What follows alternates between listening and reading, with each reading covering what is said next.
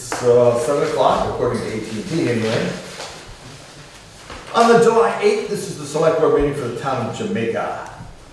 The first order of business, as usual, is to call for any additions to the agenda. Anybody have any additions they'd like to add? I would just like to discuss what's happening at the town hall, just to bring up people update on that.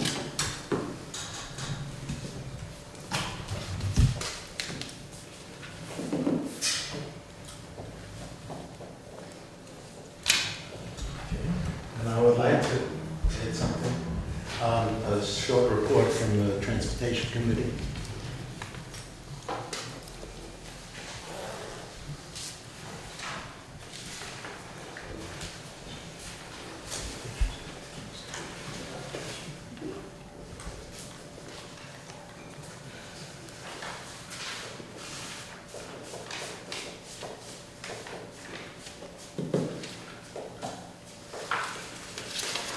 Okay. Paul, I don't think it's on here, but we're lacking a deputy health officer, and we have an inactivated health officer right now. Yeah. That came up after this one was done.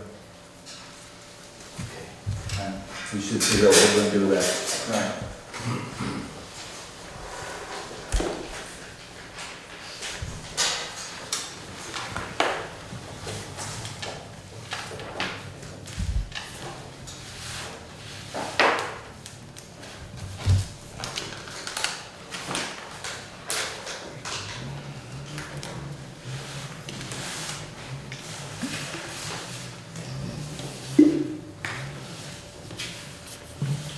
Alrighty then, anything else? Good.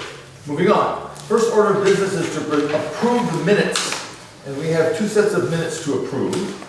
One is from the 13th of May and one is from June 24th. The minutes from the 13th of May are awaiting a conversation with Judy about an item on number 7, the town hall ceiling decision.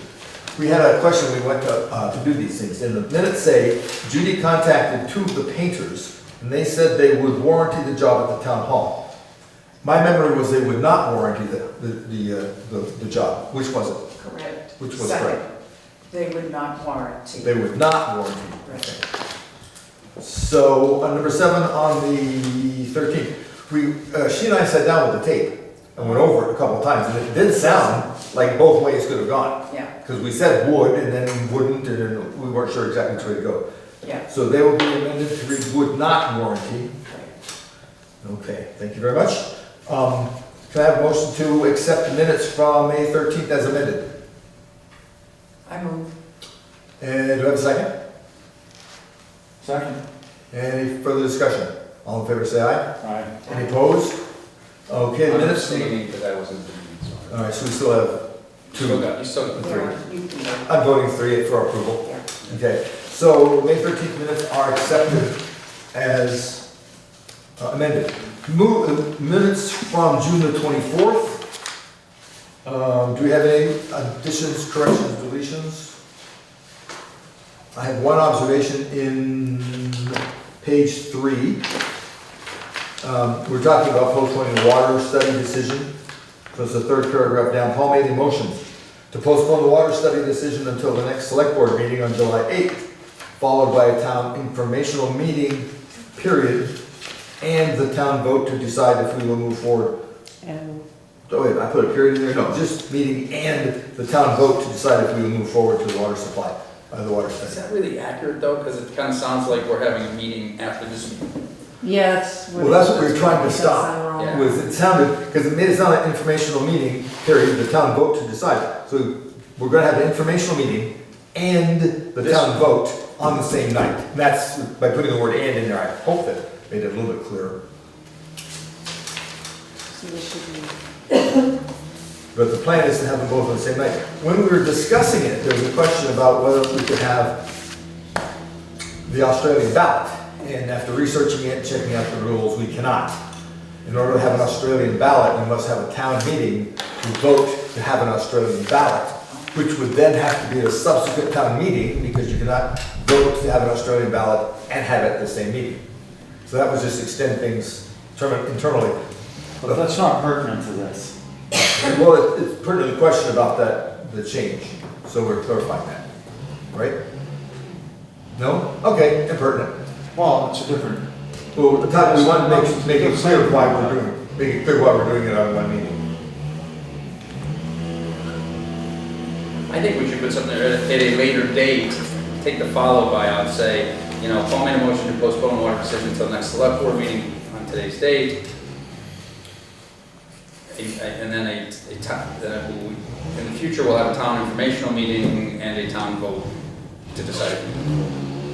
Because that's really what we decided to do. It is. Meeting today, followed by a town informational meeting at a later date. At a later date, yeah. Yeah, I think because it's Okay, confusing followed there, by it a town sounds like it's informational meeting today. at a later date That works. and the town vote. Okay, followed by a town information meeting. And then we can insert at a later date.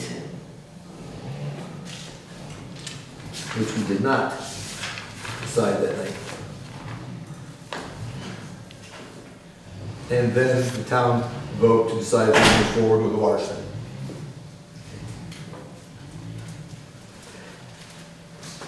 How does that work for everybody? Yep.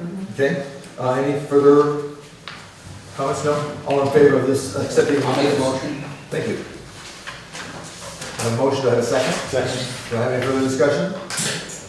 All in favor say, in favor of accepting the June 24th meeting minutes as amended. I have to sustain. Okay, Aye. all in favor say aye. Aye. 2 ayes and a third for me, therefore those are accepted. Thank you. Okay. The next item is, of course, approve the timesheets for the town office, Lister's Highway and Transfer Station. And number 4, we'll sign the select board orders. We'll do that at the end of the meeting, is as we usually do to make it less painful on the public. We have, one real quick question before, it's not really an addition, just to let everybody know, we got a letter from the Southern Vermont Economy Project, just arrived in the mail today. Apparently the project is running out. I mean, it's finished, the grant, and they just sent us this, and so that you guys don't have it in the red box. We didn't just scan it for That's everything. fine. It's just available. Okay, we have discuss or approval, the Windham County Sheriff's contract. That was sent out, was it not, electronically? Yep, everybody should have a copy of that, had a chance to get over and read it. Are there any questions? Do we know what we budgeted? I believe we budgeted under what this amount was. The budget Yeah, I was think we for- budgeted 46,000, From last year. because I think that's what it was last year, it was like 46.5. I believe that's accurate. I don't remember off the top of my head, but I do know this was a raise from last year. Not Yeah, I didn't- substantially, it was like 5%, maybe 2%. I didn't see any substantive changes to the actual agreement. Exactly. I agree, I understand that too. I believe you're right.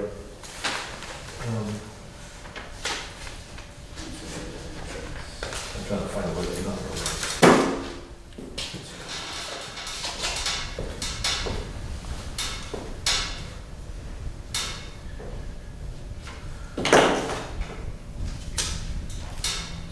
So we have,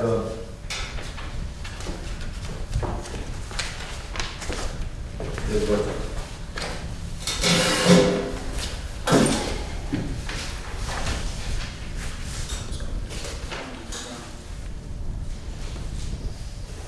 it's about a 51 per hour per deputy.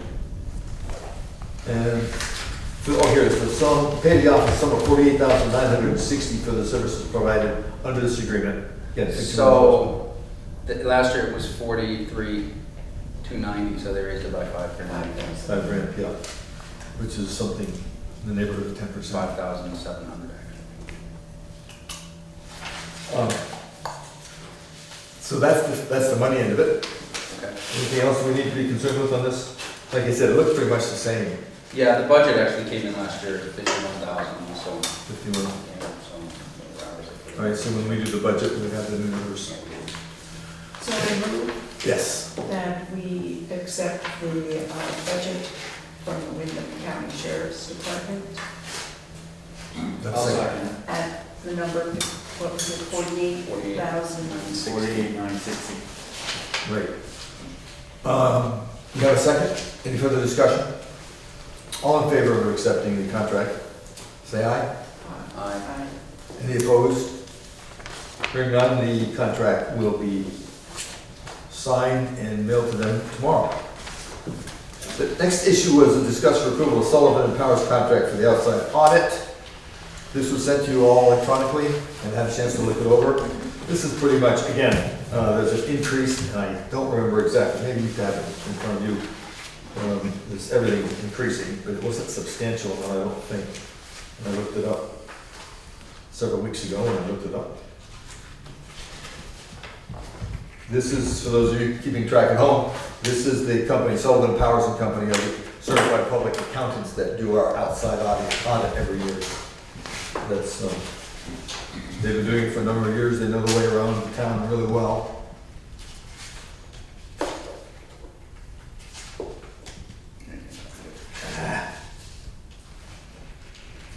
It is a substantial amount of money, if I can find it for you. I didn't mark it on here because these two copies have to go back. No, it's,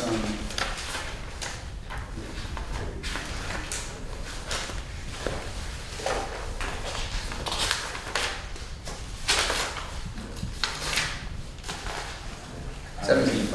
Oh, 17.5. So it seems like it was, that's what it was this year. I don't. Let's see.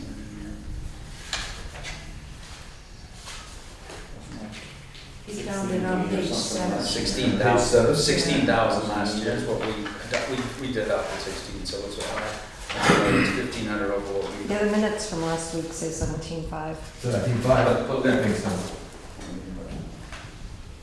There it is, $17,500, yep.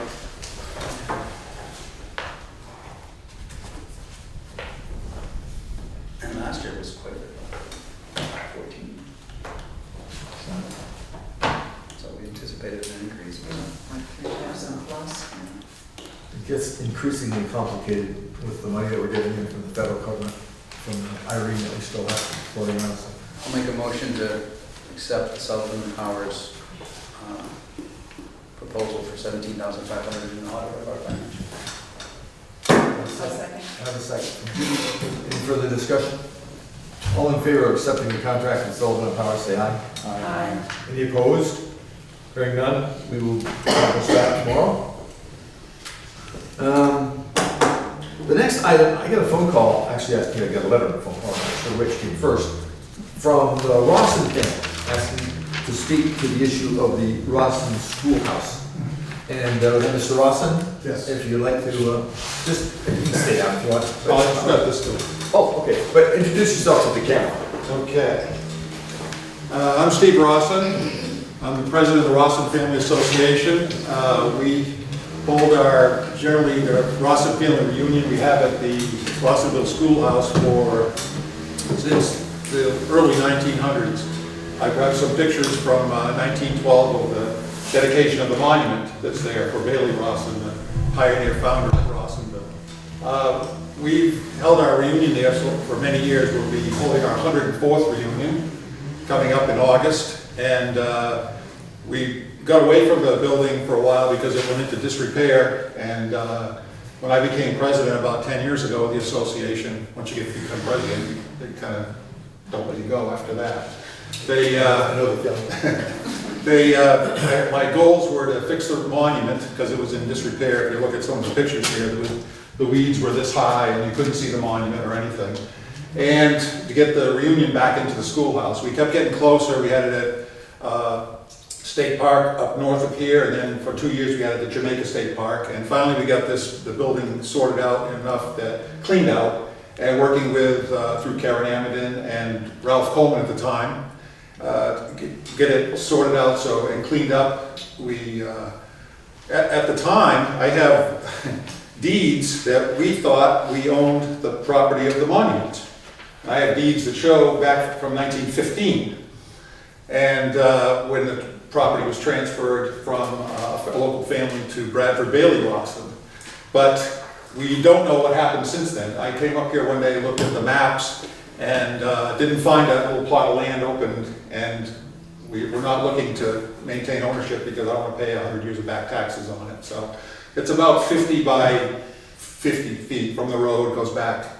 I've assumed that sometime in the last 100 years, the property was transferred back to the town, or they just assumed ownership of it. I don't know what happened. But anyways, my folks who were in their 80s at the time, in 2008, 2009, and they're both still around, and we come up many weekends. I live in Windham, Mass, which is about 70 miles from here, rather than the Hampshire line. And we came up probably 8 or 10 weekends and cleaned, cut, planted, rebuilt the fence because it was knocked over and it was falling apart. All the steel bolts were rusted and the fence was falling down. Primed it and painted it. My father fixed the fence, so the gate, so it could be opened. All the time thinking we owned it, and little did we know that we didn't now. Then we got the reunion back there for a couple of years. We actually cleaned out the schoolhouse working with Ralph Coleman. There was an old refrigerator that was damaged in there. Got everything out of there. Somebody had painted the old blackboards over with green paint, I don't know, 30, 40 years ago, I don't know when. We were gonna repaint them, and when we started looking at it, we ended up peeling off all that paint, and the old original blackboards came out in perfect condition. So if you look at them now, they look like they were when they were put in and when the school was built. So we've been having the reunion there and very successful. We had our 100th 4 years ago. We had about 100 people. We set up a tent out there if anybody went by. They saw the big tent that we set up out in front of the schoolhouse. We had the schoolhouse set up as a classroom because all of the old chairs are in there. We actually had it set up as a classroom so people could walk in and walk around and look at it as a classroom. There's desks in there. All of this time for the last 10 years, pretty much, I've been coming up and a couple times a year mowing the monument, mowing around the schoolyard, and just before the reunion, I'd come up, weed whack and mow, and I mowed off that mound there where the septic system is, because it was all Japanese knotweed, which was this high, and it's stayed down now, so it looks good, better. The last Ralph Coleman mowed it a couple times before his passing, and the last 2 or 3 years, our vice president, who lives in Connecticut, has been paying E&K to mow the property. I can't come up here as often as I'd like to mow it, and I guess our first goal or question would be, as part of a town property and a gem and a local historical site, I believe, is well known in the area, requesting that when the town is out mowing, they can mow the lot and the monument just to keep it in a very presentable condition. I think that it takes me about 2 hours by myself with a hand mower and a weed whacker, so it seems like it would be pretty straightforward if that's possible. That's the key request, just to have it so I don't have to come up or we don't have to hire somebody to mow it. Second, after that, if that's acceptable or doable, the old maple trees that are starting to overhang it are perilously close to the roof, and it would be good if somebody could trim them back. I know when Ralph Coleman was around, there was a lot of volunteers that were available that were helping with the cupola, rebuilding that, fixing the slate roof and reglazing some of the glass that came out of Walter Rawson's old barn up there.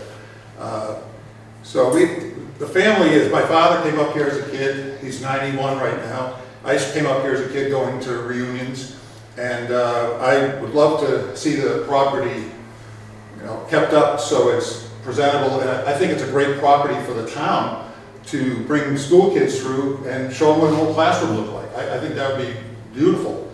The other things that we'd like to do, Ralph Coleman had a desire to, with the septic and water online, is to put a bathroom in right inside the door. I think it was where wood was stored or something. That was one of his goals, but unfortunately it never happened. Working with Karen and Ralph, and there was a woman across the street that owns a little liquor store, the beer store. They were, she was a member of that committee, and we're working. The three of them kind of worked with us to get things done and get things set up. So it would be also nice to have one of the entrance ways opened up or make it so it's handicap accessible, if that's possible. In about 2013, as I mentioned in the letter, we approved $500 to provides the Rawson Schoolhouse committee for maintenance and upkeep or whatever they wanted to use it for. I understood that that committee may be disbanded, so I don't know. I haven't heard or been able to find anybody that's on that committee anymore. So if we do have a contact, we do have some money that, we're not a rich organization, but we have a few bucks over the years that we'd be able to donate $500. And I think if that happened, there may be other Rawson members that would donate some additional money to do that, for the maintenance of the building. I handed out to the board my most recent newsletter. There's a lot of history in the area. If you go to the Rawsonville Cemetery, there's probably 50 people up there, right from the early settlers right up through to current days of Rawsons that have passed and are buried at the Rawsonville Cemetery, and some over at the Jamaica Cemetery. The pioneer founder, Bailey Rawson, is my great-great-great-grandfather. So I've been digging into the history of the Rawson family. In last December, I did a presentation at the town hall with a gentleman on the Rawson Civil War sharpshooters. My great-grandfather was from Rawsonville. He was a sharpshooter in the Civil War. And I had his original rifle that he had, and I had it on display and did a half-hour presentation to the organization that was set up there. It was a lot of fun. At that time, an individual came afterwards and said that, I can't think of his name right now, you probably know him, but he came from the next town, and he said over the last 20 or 30 years, 4 of his friends have been together taking old pictures of the area and sorting them out.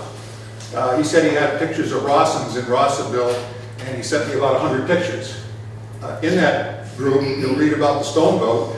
The Stone Boat Farm and Bed and Breakfast was where my father's second cousin, Manly Rawson, and his brother Porthley lived, and you'll see a patent in there from 1899 where he patented part of a stone boat, and that's how the name of the Stone Boat Museum, Stone Boat Farm got. So we have a lot of interest in history. A lot of the people are elderly now. A lot of them are passing. The organization is small. We have world nationwide people that are interested. We have a Facebook page on it. People send me a lot of history about it. I've got 3 books in the last few years that were written by Rawsons about the family, and so we have a keen interest in seeing the property maintained.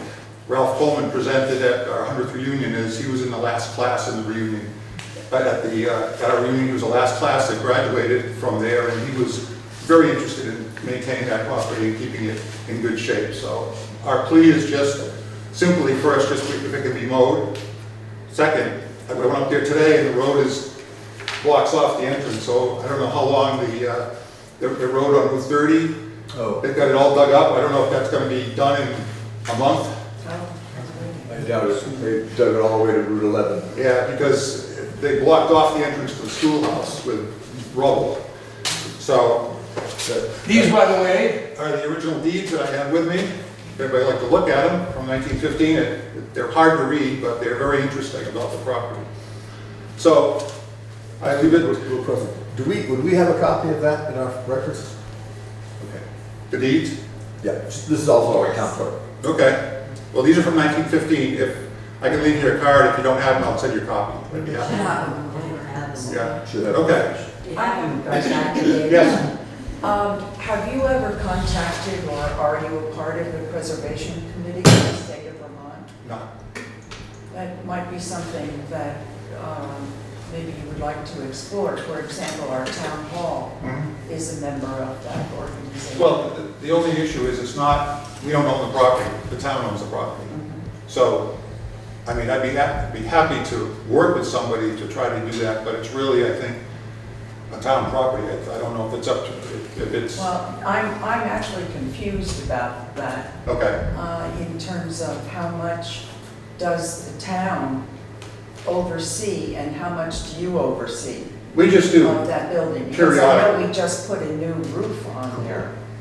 The cupola. Right. We put the cupola. A cupola. Yeah, you can see right up through. Yeah. All we've done is sweep, and we did clean up the blackboards and and wash the tables and chairs. In fact, those tables that are used in there, we used the reunion work. I have pictures back in the 1920s of the same tables being used. So, where the reunions were big back then, there was hundreds of people that came up here in the early 1900s. It seems unbelievable, but they did. Walter Rawson's house was recently sold. That was my father's cousin. The owner, Wayne Park, and Kara are very interested in restoring the house back the way it looked. My father had a picture of the house from the 1930s. I gave it to him. He's got it blown up in his living room, and he wants to make it like that. So there's a lot of interest with keeping things, the way they are, and, with the Rawson name. There's a few Rawsons still in the area, in the London area. I don't think there's any other properties still in Jamaica that are owned by Rawsons that I know of, but there's still a few and within 20 minutes driving away. So that's what we're asking for. First, the simplest is just to mow the property when the town's out mowing other properties. I'm sure they mow the cemeteries and other areas. I could go across the street maybe and do that. That's the request. If in fact I'm not suggesting that we're in the process or even thinking of this. If we decided as a town that we wanted to do something, I don't think we would need your okay. No. We're just saying we have money that's available to donate. No, I mean, if we, for example, wanted to open that building on a regular basis as a site to see, I think it should. I guess where my confusion is exactly where does the town stand and where does the Rawson? All we are is we visit it. Are we independent in terms of that building? Does anybody know? It's town property, just like anything else. The building confusion on the property was for the. Yeah, I know. Yes. So do How we have much- authority over the building? Oh, yeah, I don't have any authority. We've just been volunteering people, working with Ralph and to clean it up, to make it suitable for people. And I guess there was a couple of organizations that went in there one day and brought kids up there to bring it through. We just think it's a beautiful gem and it should be, and I'm glad they've worked on the roof and the cupola and the glazing. So we have really no authority up there, just that we like to, use the property. It's a great remembrance of us, of the 1812 founding of Rawsonville. Well, I know that earlier on in my career, being on this board, there was some confusion about exactly who did what and what rules we had to abide by. So that's really why I'm trying to clarify that out. I don't have any ownership to that. I think it's a town property, just like all your other schools or any other Okay. town building you've got. When did it transfer hands? That we don't know. I have a 1915 and That might Need the be, keys. that might, we may want to consider putting it under the preservation committee. I think that's a great idea. Um, Is that Rawsonville School Committee disbanded? What was that? The Rawsonville School Committee disbanded? I don't know anything about that. Oh, okay. I know that. Karen might know, Yeah. and it may be part of the historical society. I think she told me that it was Yeah, it disbanded. might be part of the. I mean, I'm sure the historical society is very interested in the building and the heritage. We'd be happy to, assist. We have no ownership or we don't claim any ownership. We just want to, They let you one day a year in August. one day we use it and Basically, okay. and we present and you'll see some of the things, the meeting minutes from the last year. I gave everybody a copy of our meeting minutes and I write a newsletter every year for the association. So, and we may get 10 people this year, we may get 20. We never know. And it's a very small group. And other than the 100th reunion, which was 4 years ago, which we had, everybody was outside in the tent. And it was a great reunion. We had a lot of interest. Nationwide, we had a lot of interest, but most people can't travel up here. Sure. You said that Karen Amadon was involved with the conversation. You said Karen and Pat Newman. Yes. Oh, yeah, we've worked with Karen, Pat, and Ralph on So getting access to the building when we need it. Greg Newman, Pat's husband, just right? Oh, Greg, do you know if there's still a committee that's working Rawsonville School? I think it's a loose one. I know Pat's been involved with keeping, contacts with Okay. other people, just with keeping making sure the roof's not falling in, all that kind of stuff, and Okay. general oversight, I guess. This is, I couldn't tell you everybody who's Part of on the the town. committee, I guess. Is it part of the town or is it part of the historical society or? No, it is, I mean, We know. It's technically it's part of owned by the town, so that, I Okay. guess the committee acts through the town. yeah. I'm Steve Rawson. Steve, yeah, we've met. Yeah, right, we have met. Yeah, how are Right, a couple times, great. So, that's all we wanted to propose. I made a commitment, and you'll read in the newsletter if you read it, that I said I would do this. I'm here trying to just, I mean, we'll continue at with your approval to have DK do it unless the town doesn't want to, but we'd rather, it's a town property, it really should be mowed by the town, I think. we have several contracts scattered around for cemetery mowing. Okay? DK's got one of the contracts, so Right. it's not like we have to go very far to find people. The problem is, two things. One of which we have to try to figure out as best we can who that property belongs to. Well, it's And town, so- as far as I'm concerned. It's the monument property. Well, yeah, I don't, Yeah, nobody's sure. well, I looked at your maps in there that go back a Yeah. ways, and I didn't see any little separate piece of No. property. Let's take a- We'd rather not own it, I mean, we don't, Sure. Yeah, the process becomes one of the town spending money to mow what may turn out to be private property. It may not be, we understand the historical references you're making, and I make that make perfectly good sense to me. We just need to explore that a little bit, make sure we're on solid footing before we. Yep. but still, the schoolhouse grounds would be the town. Right. Yeah, that's pretty much ours. You know, trees threatening to go through the roof or something like that. Yeah, there's maples that Something are like that. hanging over that are, some of the trees are a little, We did have some work done last year, there was Right. a poplar Yeah. hanging up there and took down a pine that was overhanging too, so there's a fair number of trees that have been taken out. I was okay. thinking, we had taken some down, this is something new you're looking at? No, this is from, I couldn't get up there today, this is from last year, and would have been August. When we had I a don't real, remember the timing on it, but there has been some tree work done okay, there. Yeah. oh, that's good. Yeah, we had some tree work, we had the cupola, I can't remember what else. Yeah, the windows, there was broken windows that There might have we been- grabbed glass out of Walter's barn. And there was some roof repairs done Yeah, recently too, we on did, some when of we the were broken cleaning, we slates. found a bunch of slates underneath the building, so we put them in the front room there, and they used those to fix the Yeah, roof. We didn't get up, and we didn't do anything on the roof, I just dug them out from under the building. Sure.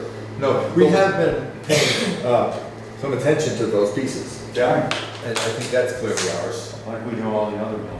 Yeah, and keep as best we can, as it's brought to our attention. yeah.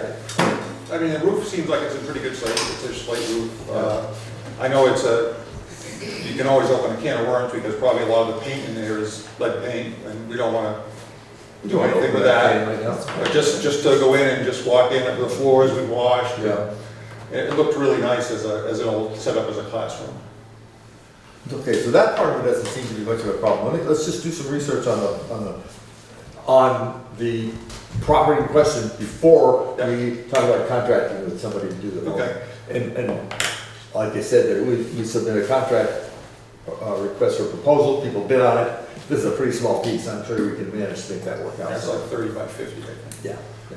If we just continue the status quo, I'll make a note to check on that. We'll try to figure out what's going on, and I will get back to you with Rejoin.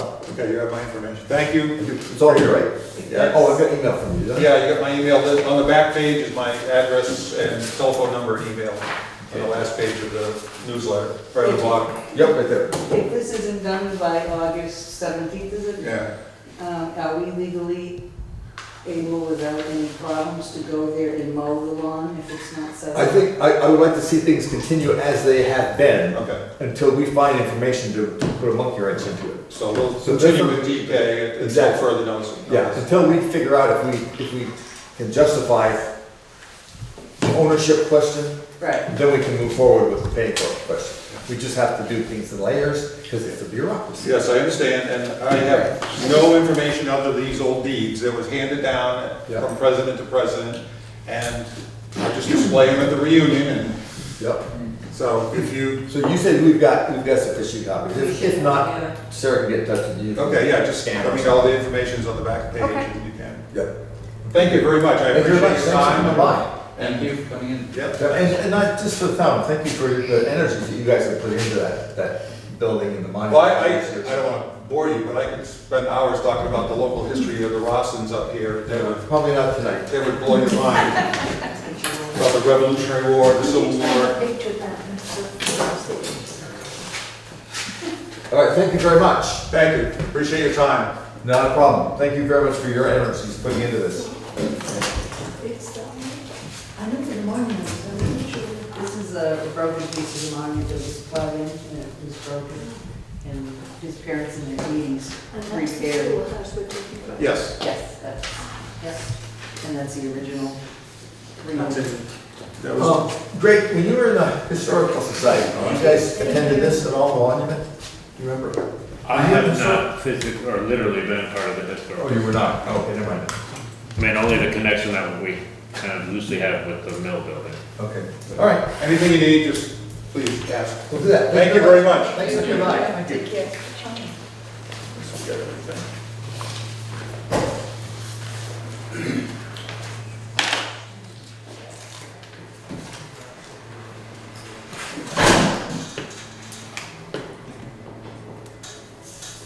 Okay. I will check on the ownership of the monument, and then when we figure that out, we'll start looking about paying for that piece. Clearly, we've been paying for the building, the stuff that was done for that, so I think that makes sense. I didn't know the property was different either. All right, number 8. We have the town road and bridge standards we talked about a couple of weeks ago. We've had them checked out by the road commissioner and by the road foreman, and paperwork's been accomplished. It needs our signature. Hang on page 2. If we're inclined to go along with Bill, that these roads and bridge standards are technically a blending of the previous roads and bridge standards and the new standards to do with the Clean Water Act. I can't remember, it's 48, whatever. 64, one of those. And so they just blended them together in such a way that we didn't have two masters to keep the road standards. So that's what this has accomplished. And we need to sign it. So do I have a motion to accept the new road and bridge standards? I make a motion to accept the new town road and bridge standards. Do I have a second? A second, We got a second. All in favor of adopting the new or any discussion, or, discussion? Any just, further discussion? Go ahead. okay, I'm sorry, I mean, I'd like to just add, that we should, in addition to just adopting these, that we make every effort to make sure they're met. Because there are a lot of standards here that are evolving and elevating, and to make sure our crew has the right resources and training and all these things that every year change, and we need to keep up. You can do that. I know that when I was working with the road folks during Irene, that this was adhered to, is with all the contracts we had and all the work we did ourselves, that everybody had to meet the standards as they were written back then, and evolved. And Keith's good about keeping up with this. He and Lex went over this, and we're in good shape. Yeah, no, I'm not disagreeing with any of these, but we need to keep on. Some of them we have to. Yeah, keep up with. Yeah, And it's not easy to keep up, I mean, so it's not. that we can't just let it. Any further discussion? All in favor, say aye. Aye. Any opposed? Hearing none, the town road and bridge standards will be adopted. We will accomplish this as we sign things this afternoon, evening.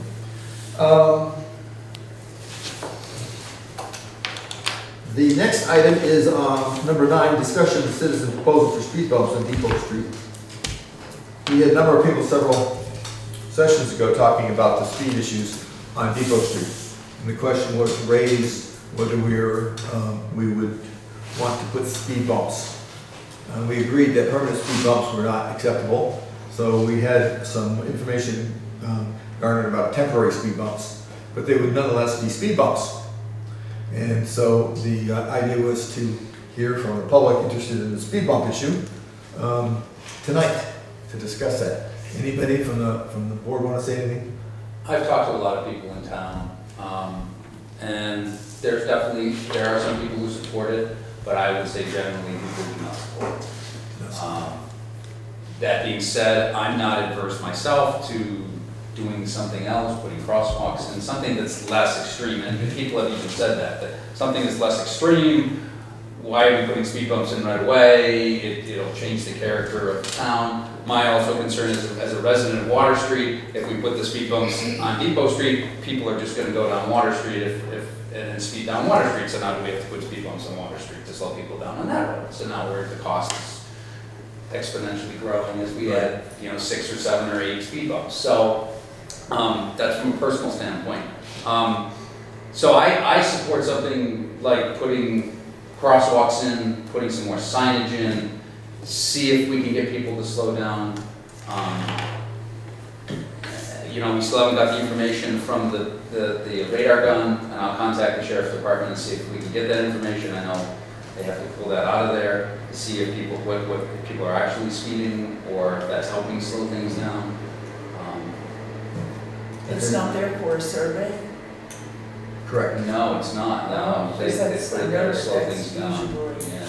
what they use it for is a I survey. think you should be able to get the data out of it, though. Yeah. That's what Whether we're doing. people are, what speeds have been collected from that. Right. They said that. But in the conversation tonight, some residents were saying, they talked to the sheriff, and that information is not accurate, because people do slow down when they see it, more so than if they didn't, if it wasn't there. So you're gonna get lower speeds, but I don't know.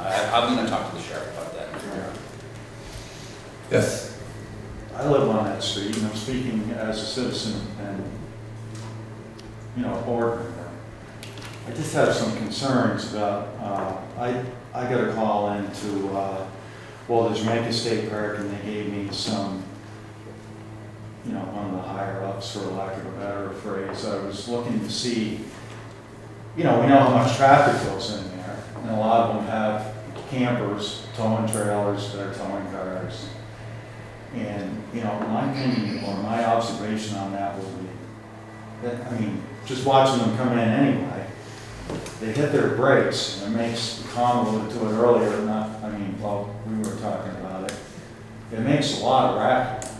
And not to jump around, but the sheriff said, the captain, said the more signs we add to the roadways, the less people will pay attention to the more important signs. Now on Depot Street, there's only the stop signs at this end.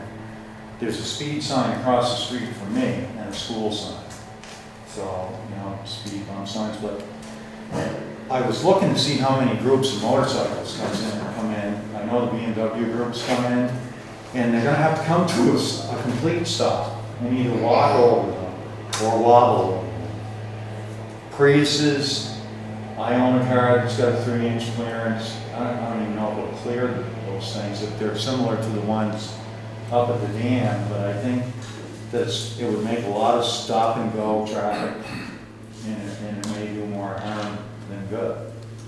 I think, we got law enforcement standing in my driveway, not just because it's my driveway, but, I said they're sitting there, they have radar guns out and are parking across the street. Plus they have the radar, what is that called? The Speed sign. box or whatever.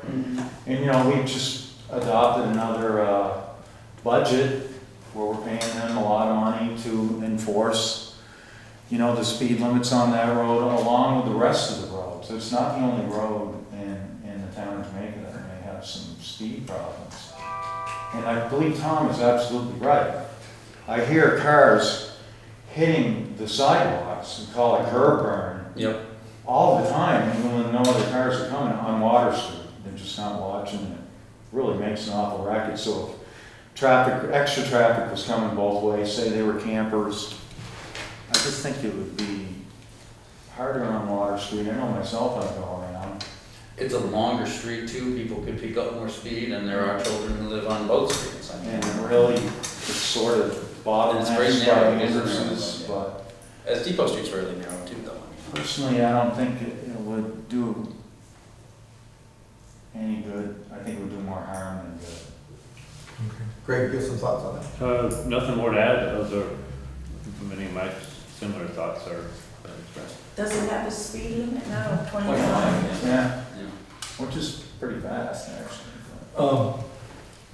Part of the point of putting it on the warning was to get some information from the citizens. I have you raise your hand first and then you're next.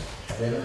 I might make a suggestion, to create a three-way stop at that intersection of Depot Street and Water Street.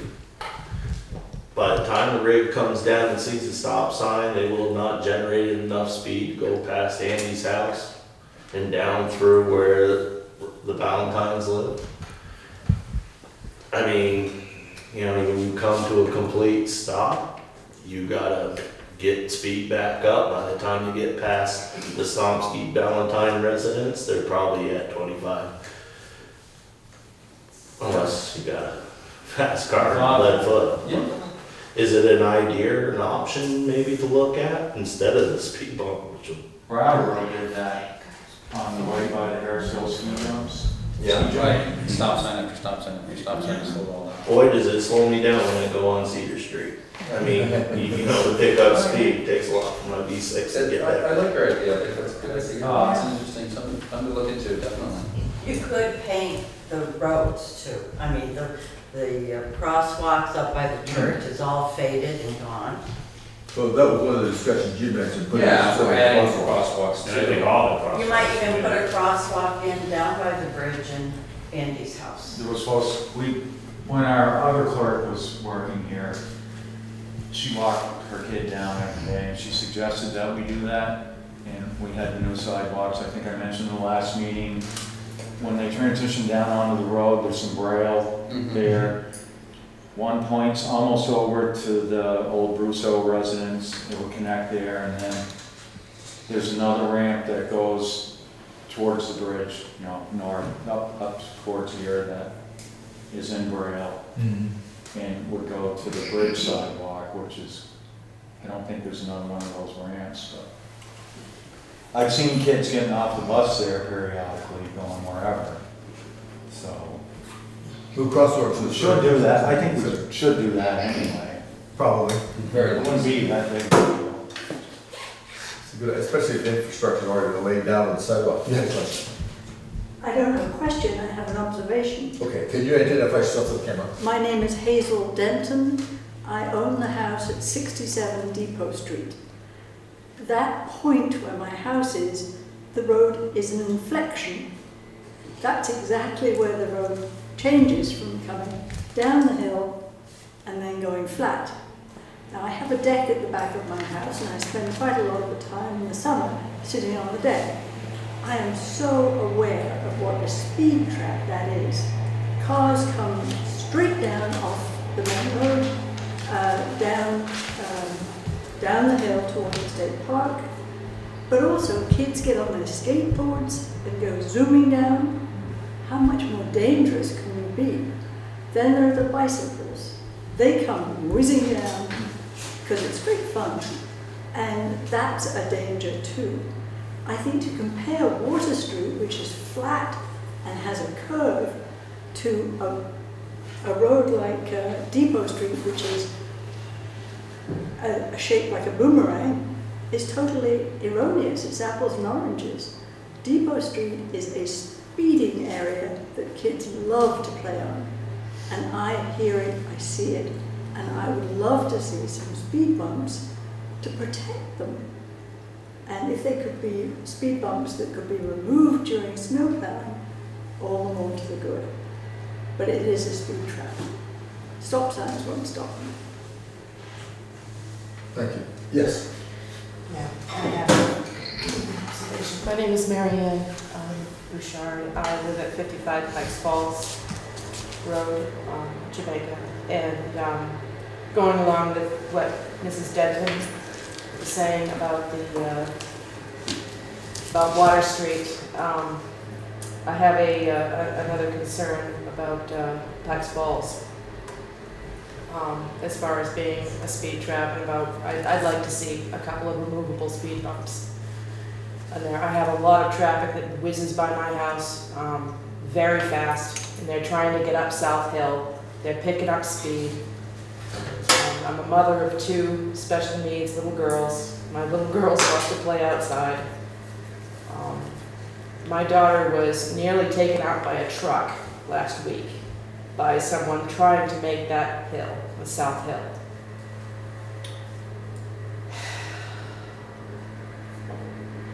I've never been more terrified in my life.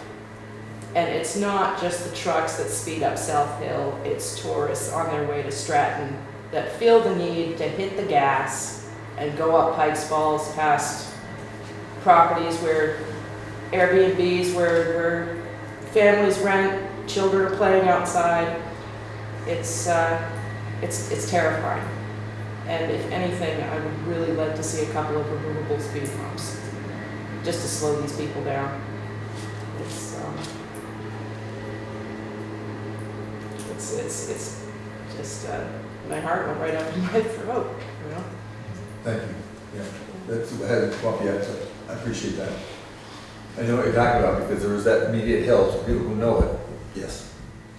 Even though right in front of your house is 25 miles an hour. It's just fast. Well, no one else in town seems to know that. I see police set up above your house with radar, stationary radar, but they're in that parking lot. Just That's like how they that can turn. there on the left. So you come in, the speed drops there, I guess, I'm not sure. but Maybe that. There's law enforcement Needs there. to- Maybe that intersection you're talking about needs some more attention. They put a stop sign, you're supposed to stop. I know. You know, coming to the foot of, coming down by South Hill, you gotta come to a complete stop. Well, coming down And South Hill roll is a down yield. through Yeah. the hill. Not coming down South Hill. South This is a yield. Coming down Pikes Yield. Falls. Pikes is- Falls. Yeah, that's what I That's where the mean, yield on is. Pikes Falls, sorry. Yeah. So I mean, some places in town, I mean, 25, unless otherwise posted, it takes, some kind of survey by law enforcement or something. It's really hard to get the speeds down below, if not otherwise posted. It's 50 miles an hour. So Yeah. 25, like we had 15 by my house for a long time, and that was like, it didn't stand up. It was illegal, wasn't posted right. There's some The slowing one down. I remember that. I'm not laughing because it's funny. I mean, I see it. I've seen people go by Valentine's, and I don't know how they stay on four wheels and going to school or wherever they're going. I shouldn't single them out, but. Having a road, Turkey Mountain Road, several years ago, we did get 25 mile an hour speed signs all the way to the very top where it goes into the forest. It actually makes literally no difference in the speed. We have put out signs, a neighbor of ours has also put out signs, two neighbors down below, please watch your speed.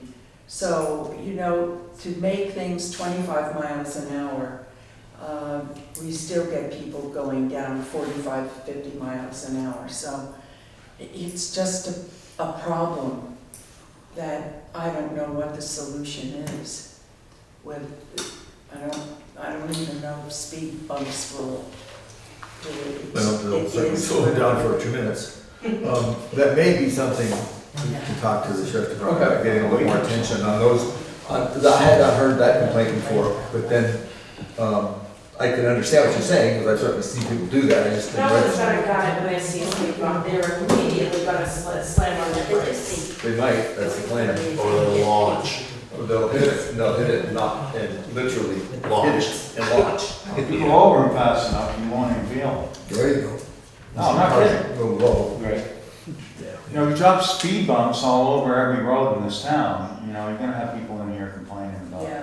there's too many speed bumps. I think we need to ask our sheriff's department, you know, have a citizen call them and say, listen, there's people going by my house too damn fast, just like they did on my road, and have them address it. I believe the data in that box will show that people have slowed down, whether it's just by, that box has been up and down my road. It's been down Valentine's, Claire's, now it's across the street from here. And people stop. Or they slow down, at least when that lights up, because they think it's going to send them a ticket. That's where you'll get if you have the enforcement, it hits them in the pocketbook, that's what will get their attention. And where they'll get around. So let's, Let me call the sheriff's department. Call the sheriff's department. In the meantime, one of the things that there does seem to be some consensus on is the crosswalks. We all seem to be in agreement of placing crosswalks. But just kind of go back to the law enforcement thing. It's not just the sheriff's department. The state police work for you.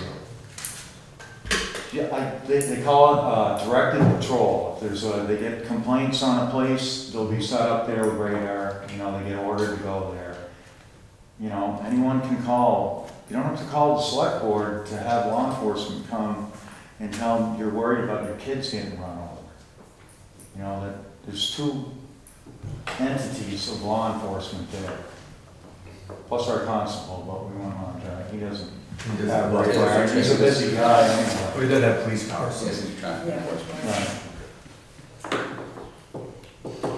So let's, let me find out what this is. I think we should also think, what would it take to put stop signs in? Put a stop sign at the bottom of the stop sign? Well, we had that conversation at the time, putting them in there.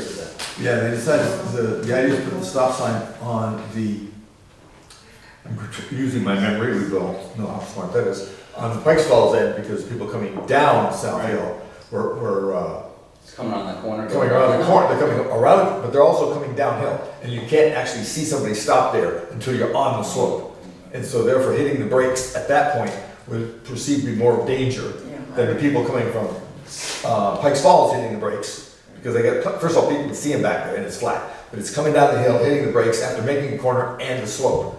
And as I recall the conversations around that, that seemed to be the safest plan. I remember In the wintertime. In the wintertime, yeah. Especially in the winter. Yeah, well, that was what we're thinking about, the worst case scenarios, the sliding. Yeah.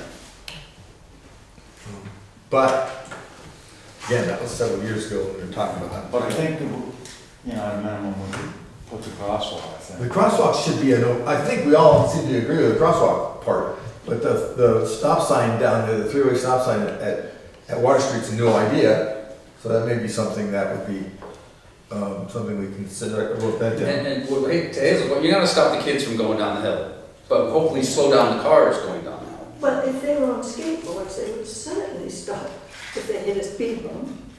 And if they were on on the sidewalk. bicycles, they're just going far. They'll learn how to negotiate it. The comment was made that the speed bumps were not attractive. I assure you that that machine that's sitting there measuring your speed is incredibly unattractive. I completely And agree it's with right opposite my house. It reminds me of the traffic light I had after Hurricane Irene. And I'm hoping it goes away quite soon. But let's suck some good data out of it. Yes, I concur, I agree. Okay. I will call the sheriff's tomorrow Thank and you. work on some of this stuff. You had your hand up again? Were you following, is that just for arresting it, or were you did you have? No, I haven't. I have called the state police, I called the local sheriff's department, and they have redirected me back to you.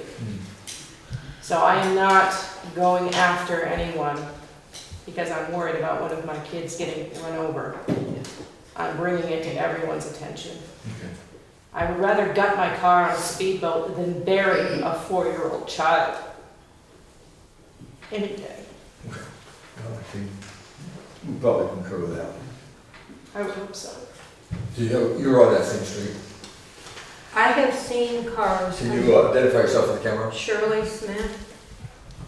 I have seen cars come down both Pikes Falls Road and South Hill and ride the edge of her lawn. And they are going so fast, they're not going to see anything. I mean, it's like zip. In fact, I've seen people run that stop sign exceeding 25 clearly. So it gets back to the point of what can we do, short of putting a speed bump every 500 feet in town. People are ignoring stop signs, they're ignoring speed limits. Will they ignore the stop? I've seen people, get airborne off of those. Well, once I saw a guy go airborne, he deserved it. But the thing is, there is a certain amount of public responsibility for their behavior. We cannot force. We can't legislate against stupidity. I mean, it's out there. We do the best we can to keep things as safe as we can, but that we have limitations about what we can do. I think getting in the state police as well as the sheriff's department involved. The signs may slow us down. I like the idea of doing the crosswalks as an interim measure. and see if that can get something done. I don't know that we're gonna be able to change the slope of, I think we can expect that Depot Street's gonna have that slope there for a while. So let's see if we can consider some intermediate. It sounds to me like the board is, and most of the population aren't real keen on speed bumps, but we certainly need to spend some attention on some other options. But I don't understand. We've heard people don't like speed bumps. We've heard you just say they're not popular. But why? What is it? What is against them? If they're well put in and appropriately placed, I would be very much in favor of them. I think one of the things that'll happen is, I mean, I don't agree with what you're saying, but I think what will happen, Paul may have said, is we're gonna have speed bumps on every single street. No. But we've got Pikes Falls Road, we've got South Hill Road, we've got Water Street, we've got Depot Street, and so, and then you put one on there and they're gonna immediately pick up after that one. So is there 2 or 3 on each street, and we're talking a dozen of them now? I mean, I'm kind of blowing it up a little bit, but I mean, that's where it's going. But we know that speed signs do not have any impact, so let's forget it. And don't say, well, people will get used to this, that, or the other. We're talking about people who are tourists who are here for 1 night, 2 nights, and they just go bombing through. And so we've got to do something. You have your hand up? Yes. So what Greg just said is absolutely true. Could you identify yourself? Chrissy Haskins. You put something to slow people down in one location. I've seen it all over the place. Everybody wants one at their house too. Why don't I have one of those here? So it does start to grow. And another thing is for South Hill, there's no speed limit on South Hill, so it's 50 miles an hour. There's a speed limit sign just up the street, above the curve. Just above. When you heading up South Hill, there's a 25 mile an hour speed sign up the top of that little ridge. But then it changes. And as soon as it goes to a dirt road, it becomes 35 miles an hour in the state of Vermont. It's not 50, it's 35. But there are pieces of road up there that people drive way faster. Yes, and there are no speed limit signs up there, further at all. So Wardsboro. There's nothing. What's that? Until So Wardsboro. Wardsboro, they drop down to 25. They go down, if they hit the pavement, then they drop down to Wardsboro, and it's 25 at In Wardsboro. Wardsboro, it's 25, yes. But what I'm saying is the speed limit in the state of Vermont on a dirt road is 35. Unless I think I that's have wrong, seen it's people. people do lots of things. We aren't gonna be able to legislate against stupid. We can No, absolutely, yes. It was 50 miles an hour on Turkey Mountain Road. I remember that when we were arguing that to get the signs for 25 miles an hour. It's not 35. According to the state police, the conversation I had, I'll verify that. yeah, 50 on paved, unmarked, it's 50 on paved, it's 35 on dirt roads. That's my understanding. If you could check, just to be sure, I could be wrong. I mean, Yeah, I'm doing. check that because as long as I've been at my place for 35 years and it was never 35, it's always 50. One more. If we could possibly do a demographic around town, okay, where are a lot of small children living? Where there are a lot of active rentals? And keep the speed bump location just to those. I mean, it would be, they're not gonna be a permanent fixture on the road. They're gonna be a temporary, and when, we collect data on it, when people start speeding, they're removed. If it becomes a problem, they're put back in that same demographic area again. I don't think that's really too much to ask to potentially avoid a really horrible accident. On that, slightly aside, if somebody in their attempt to avoid a speed bump, or in fact just hit it hard enough, bad enough that sends them into the trees, then we're gonna have to start looking on our responsibility for maintaining a safe highway. I don't even wanna start going down that road because that's gonna involve lawyers and insurance companies. But it's not simply a case of putting up a speed bump and annoying just the speeders. It also annoys the tradesmen, annoys people with small cars who aren't, and it puts the potential liability, and I don't even know for sure where that's gonna put us. that's a piece of it. It becomes difficult, once again, to legislate against stupid. Speed bump works in a parking lot in Walmart or in Price Chopper someplace because that's private property. They can pretty much do what they want. But when we start modifying public highways, there's things that we have to attend to that private property would not. I don't know all of them because I haven't gone and done that much research on it. It's sure something the cops should be able to tell us about, I would hope. But that's another question. What's our liability if we put something up, somebody hits it at 50 miles an hour, according to the non-posted version of what, there's just so often, and one of the things I've learned in this year, well, not this year, mostly that year, but this year, tonight, is that no matter what we try to do, we all know this phrase, Murphy's Law, no good deed goes unpunished. That's never more true than when you start messing around with the minor little nuisances in the highway system or the road system, and we try to do something that seems like a really good idea, and then we find out there's 50 million reasons why we cannot. These things have to be researched thoroughly before we do anything. But we can put down, according to the people I've talked to, crosswalks. Understanding that because we've got places where you cross, we just need to pay them because we've already got them delineated with the braille notes. Because that's less likely to cause somebody trouble. The theory is, well, yeah, but then you're going to tell somebody to walk across there. Yeah, but the law says you've got to slow down to cross. It is very convoluted. I don't have all the answers. I'm not even sure I have all the questions. But it certainly seems to be. You have to stop if someone's. And the major problem is human behavior. And you can do all that you think that's going to stop it, but unless people really begin to accept the rules, which is not necessarily everyone does, there's still going to be problems. It's unfortunate, but that's the way it is. So let's do this. You're going to check with the police. What's going on? I will talk with the sheriff tomorrow and get information about better enforcement in town. I'll also look into the speed limits and ask them about liability too, if they would even know that. They may not. We have to call. Yeah, I can work on that as well. VLCT might have some answers. And the data, right? See if I can figure out what the data is. I'll talk to Keith about our ability to make crosswalks. And when they're going to take the machine away, because obviously that's an eyesore. So I'll say, it's been there for about a month, right? But about a month. They said that they would move it when another town asked for it. Okay. I thought that's what the captain said. Yeah, they were using it, so they had plenty to do, so they put it there. All right. And maybe we want to move it over to Pikes Falls. And Sure. have it sit over there and It's been up have it slow people down. by you know, that park, that hall. That's run. It's possible. Maybe we would do that.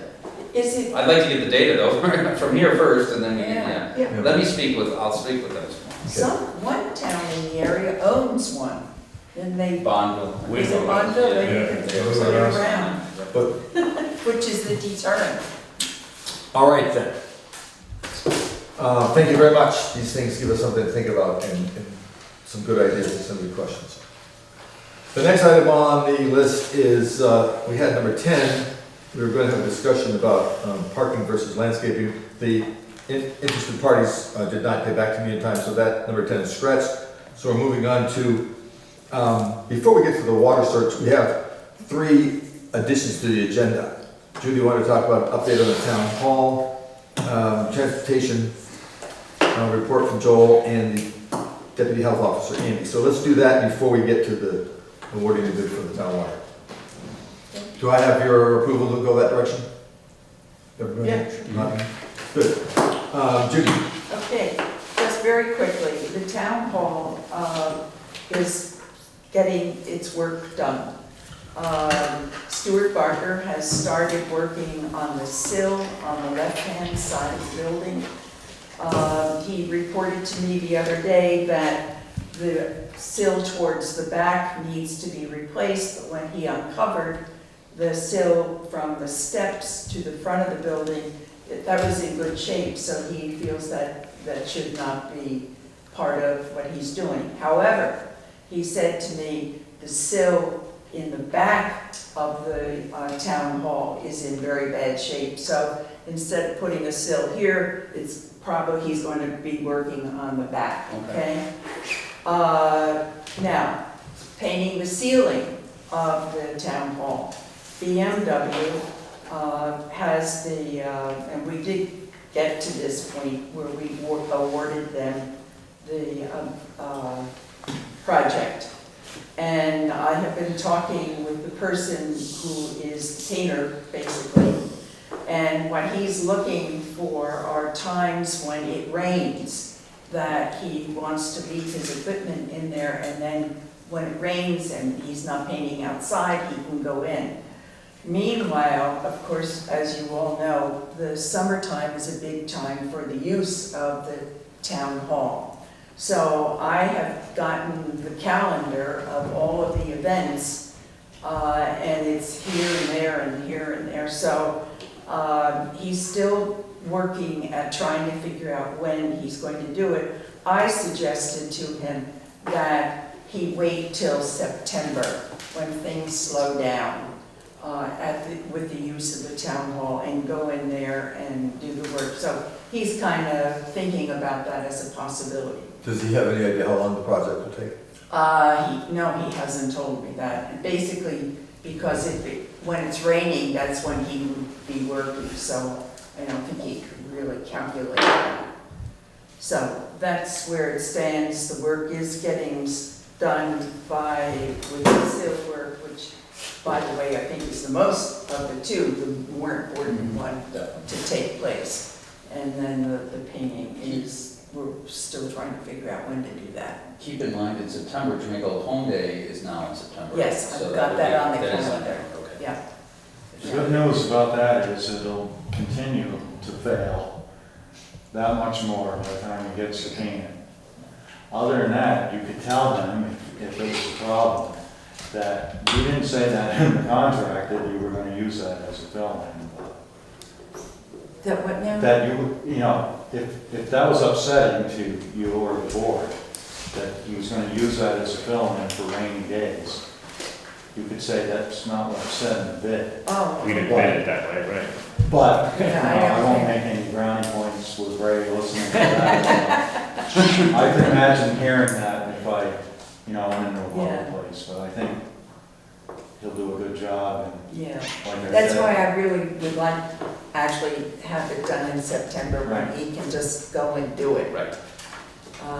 But I mean, there's like every Monday now, there's something, and then we have a 2-week stretch and weddings and all sorts of things are really, the calendar is loaded, as you well know. Will September be enough time to clear the calendar? Other than what you were just saying with Old Home Day, I think is about the only thing that's on there for September. Yeah. Yeah. Yeah, right. He'll just have more to do by that time. We'll have to replace more of it. Maybe. So as Stuart said about the differences in the work, that it will probably equal out, that the cost of not doing the front sill will help pay for in the back, and it might even come out a couple of dollars more or a couple of dollars less, but not any tremendous issue. All right. Okay? Makes sense. All right, thank you very much. Joel? Okay, my name is Joel Blooming. I'm the Windham Regional Transportation Committee Commissioner from Jamaica. And you know that one of the projects I've been pursuing is the Jamaica State Park Bridge, and which unfortunately got kicked off the fast list, but we're still working to get it on, to get it back on. And I sent you guys a bunch of information a while back. And today at the Transportation Committee meeting, a gentleman from Federal Land Access Program reported that there is a Federal Land Access grant project, which very few people have applied for. Now they get $300,000, but it hasn't been used in a very long time. So there's almost $1 million in the fund, and very few people apply for it. And a smaller project is more likely to get this grant than a large project. So there's an application that the select board has to fill out. The select board has to support this. Of course, whatever is done, the select board has to be aware that the town will have some kind of matching fund. However, this can be used in conjunction with VTrans road and bridge programs. And there are people who are on the committee who keep saying, even though I said we've discussed that you might be able to work out a situation with both VTrans, Army Corps of Engineers, and this grant at the same time to perhaps get that bridge done. But applying for this grant would be the first step. And of course, you don't have to use it, but with supporting information, suggest accompanying it with a letter from the Army Corps that they support this. That if we got the grant, then we might be able to get this thing to come together and perhaps get this bridge replaced. So this grant is specifically for It's what? a federal grant for, see how I can put this. If you have something that has access to federal property, which is the dam in this case, and also I believe there's some kind of park area up there. Well, you mean a state park? Federal. There's national forest. National forest, right. So, and he assured me that this would be eligible for this because of that access to the Army Corps property and to the dam. And everybody's aware, Molly Burke was there, who was a representative from Brattleboro on the Transportation Committee. And everybody's aware that this bridge, even the other town select board members, commission members, in fact, one of them is the one who brought it up, that Jamaica would be eligible for it. So it's a good place to get started, but the town has to support it and the select board has to apply. I don't know if there's a time limit. I think there may not be, but. Have you sent us information on this, or? I'm sorry, I just got this today. So can you send us? Yes, as soon as I research, yeah, I will do that. Great, thank you. That would be nice. Good teamwork. Well, you think that with all the different options that are floating around, we should be able to meld them together. Well, I'll tell you, when you start doing those things, first thing we have to be able to do is come up with plans. And so far, every grant I've ever applied for, they wanted to see plans and estimates. Well, if this is done with VTrans, I mean, they would probably shepherd that. If they could help with the plans and the estimates. Right. But there has to be an impetus from the town. I don't know if you remember what I said earlier about questioning, showing up at the engineer's inspection, which is supposedly scheduled for some time in August. I've heard of that, yeah. That one or all of the board or some of the board should show up at that. Yeah, when is that? Well, you have to contact VTrans and then they will let you know. She told me that she will let us know when they schedule it. It hasn't been scheduled yet. Right. Yeah, we talked about that Yeah. quite a bit. Well, that may be an opportunity to bring this up. Right. One thing they guarantee is that if the bridge falls in the river, they will replace it. That's all I've heard. And they weren't kidding. Yeah. No, they weren't kidding. Then we'll get fixed quick. I'm not being sarcastic, that's No, what I said. he's right. And that was 3, 4 years, seems like. Over and over again. Yeah. Let's hope we can find some other solution. Well. Well, let's look, take a look at that, see if there's something we can do. One of the things that we're gonna do, and we have to keep in mind, again, the weeds of these things, is when we apply for a grant that's a matching grant, we as a select board have to say, I've never applied to this group, but every other group, that we have the funds to meet our obligation. We just went through this a few weeks ago, if you recall. We don't have the funds to meet that obligation. But that's gonna be, if it's married with VTrans Moving it up. the Army. If VTrans moved it up. Well, if we could get others to lower the cost by picking up their portion of it, it's gonna be interesting to watch, because these agencies seldom talk to each other except on the golf course. And so what actually transpires may not exactly fit what we would think would be the logical path, Right. but there may be a path nonetheless. But somebody who would know said I would not give up trying to get the 3 agencies involved. That may be a monumental task, but it may be doable. I think that this particular grant doesn't have matching funds. Really? Yeah, I think the other grants, some of the other programs, like V-Trans program, Yeah, would have V-Trans does. matching funds. I have not heard about this one, so. Well, I just heard it today. Let's share it with us and let's take a look at it. Thank you very much for that. Excellent. Andy, you want to talk about the deputy health Well, officer? I was thinking about that, and I was gonna bring it up under public concerns, but I don't think the person who was concerned is here. The town of Jamaica's, we lost, a couple of civil servants when the Beckworths moved away. You know, I don't have to say, how much Elaine and Joel had done for the town, but Joel was serving as the deputy health officer. I'm the health officer until September, but I'm unable to do some things, like go do inspections because of the kind of personal medical reasons right now. So I've been sort of deactivated, and now it may fall upon the Jamaica Board of Health if something comes up until I can assume all of the responsibility again. So that's what I wanted to say. It was something that I was trying to deal with, and I talked to Paul about the predicament I was in because I was unable to go over there, and I haven't heard a word from, I haven't heard anything about it. So, Just to remind everybody, we are the Jamaica Board of Health. right, like if there was a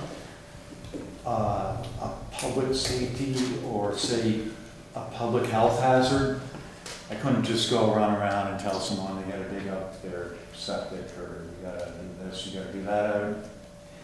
If I would have to put an emergency health order down, I'd have to come and get permission from you, the board, so.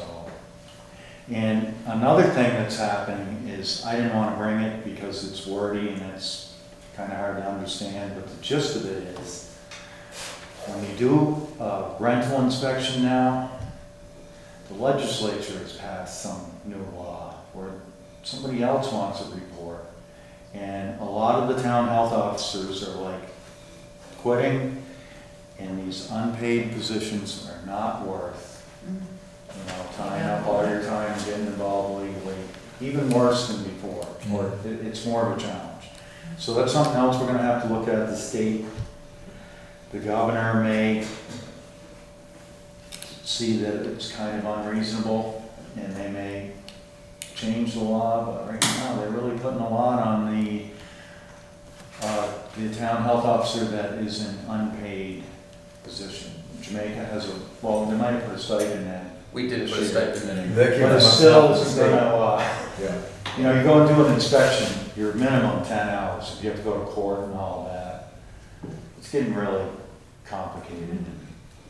But they think that the legislature made a mistake, from what I've been reading, and, more about that will be revealed, but every little town that, I keep repeating myself, but the larger municipalities have someone that they just, sometimes it's even full-time. Yeah. So, Health officer. but my experience has been, when it rains, it pours with that, you may not have anything going on. Every time I've said that, then the phone starts ringing off the hook, maybe 3 things in a row. And it's very time consuming. But rewarding. Nice try. So I'll be, in September, I will have completed, if I live that long, 3 3-year terms. That's what they are. Yep. And that's how I got Sure. involved in town government, was asking questions about the health officer, and the next thing I had a job. And a lot of good does come, a lot of good can come from it. Yeah. It saves the state a lot of money, which in turn probably saves us money, but So it's appreciated. Well, we certainly appreciate your Well, dedication I'm to not it. looking for the appreciation, I'm just telling Well, you. that's all you're gonna get out of No. this. All right. That's all I had to really say, and when, Yep. as I, maybe I'll be able to pick up those duties I was telling you that Sure. I couldn't do before, sooner than later. My counsel to you is do it sooner. Well, No, I'm saying contact us, do not. right, no, No pressure. I just wanted to tell you, and that's all I want to say about it. Okay, good, thank you very much. Welcome. Next item on the agenda is to award the bid for the town water search.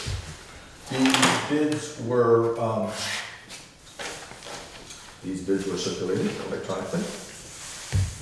Hang on a second, kind of hunt yourselves.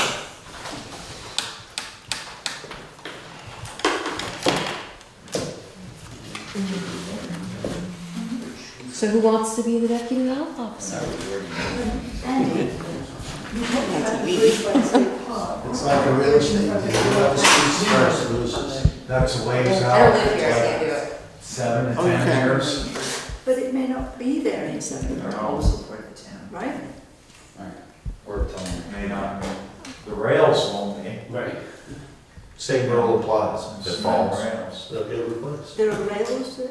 Are we rolling? This is his real. I'd be glad to talk to you after what I think about that. Yeah, I'd like And Joel might have some input on it. That kind of got really pushed on back in the back burner for one reason or another. The bridge by my house. We still can't. Oh, the bridge by your house? Yeah. Yeah, that's a dangerous bridge too, Because because of the that pier got, that's in there, that really raised Cain with all the water. that got hit by 3 houses, or 4 I houses. saw it and saw some And it's major still falling trees in it. apart. And there are holes in it. Whenever a child puts their foot through one, Or a person walking in the dark it's very. with their dog. Didn't they claim that it's That- sturdy? I had dinner with my other son. Structurally sound. Yeah, that's what they said. Yeah, That's what they Well, call they it. also- Where it They falls also lower, said that regardless of the bridge holes. needed painted. Yeah, they said they had to.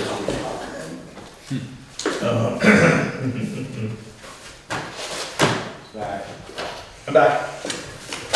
Okay, so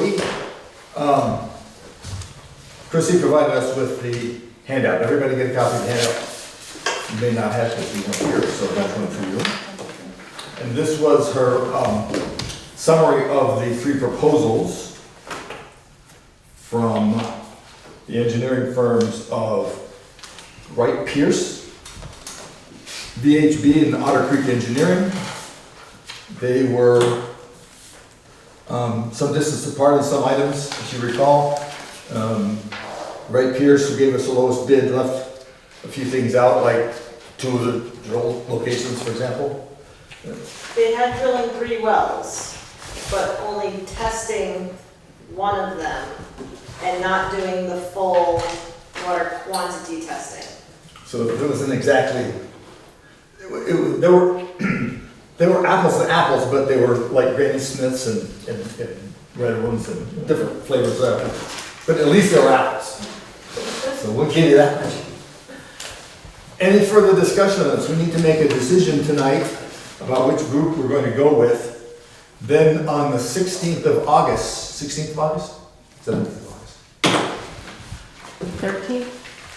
One of those days. Thought it said 8, not The 18th is Sunday, so you're wrong. Okay, it's not there. I think it's the 13th. 13th of August. It's a Tuesday. We will have a meeting, a town meeting will be warned, which we will sign the warning for tonight. And we will discuss and present to the entire town the details of what the group that we select tonight will be providing to us for that amount of money. All right, So we need tonight to select one of these 3 groups. and then refresh my memory for the camera. Yes. Does the town approve that expenditure, or are we doing that right now? No, we are going to select a company. Okay. One of the 3. And then on the 13th, the town will approve or disapprove going forth. That will be after a briefing on which, whatever one we select. We discussed exactly what they had offered us and the amount it's gonna cost us. Chrissy, bless her heart, has once again volunteered to translate for us that night. The idea is to get as much information as possible to the citizens of Jamaica, and then they will make a vote that night on whether we go forward in the search for the water or not. Well, that's, I'm out.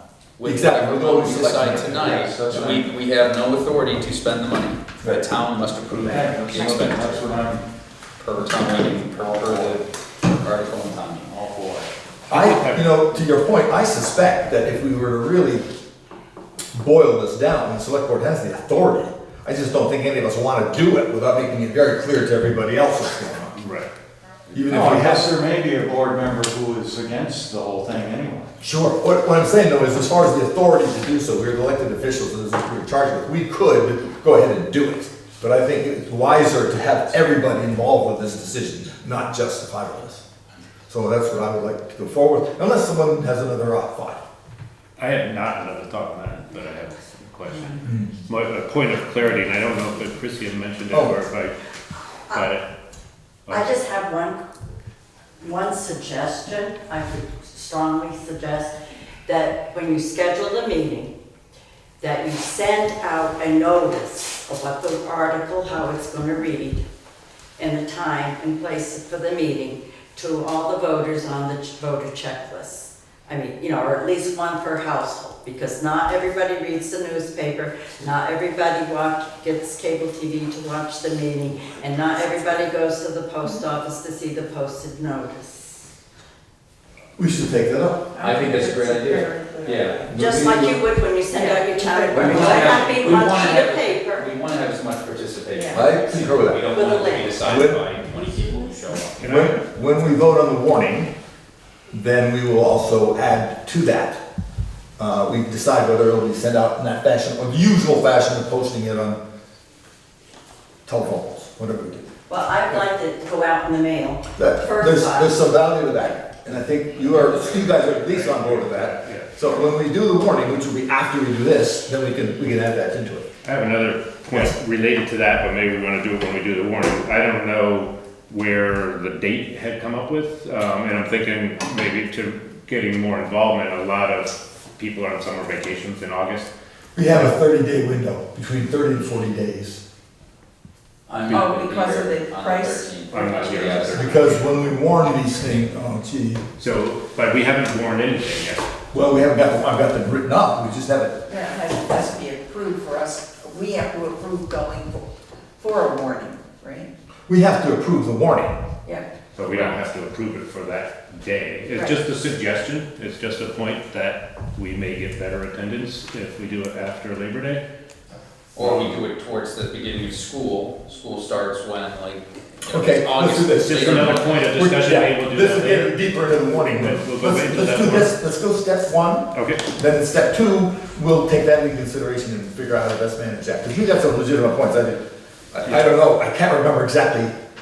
I know we've got between 30 and 40 days to warn it. In the dark. Yes. From which date? From I'm gonna have to check The that out. date of the event. The date of the So event. 30 to 40 days prior to the event, you have to warn it. Not less. So, So is if it we during delay the the event day? until That'll October. restrict us. Right. So you're We'll have to okay warn it. within 40 days. I got you.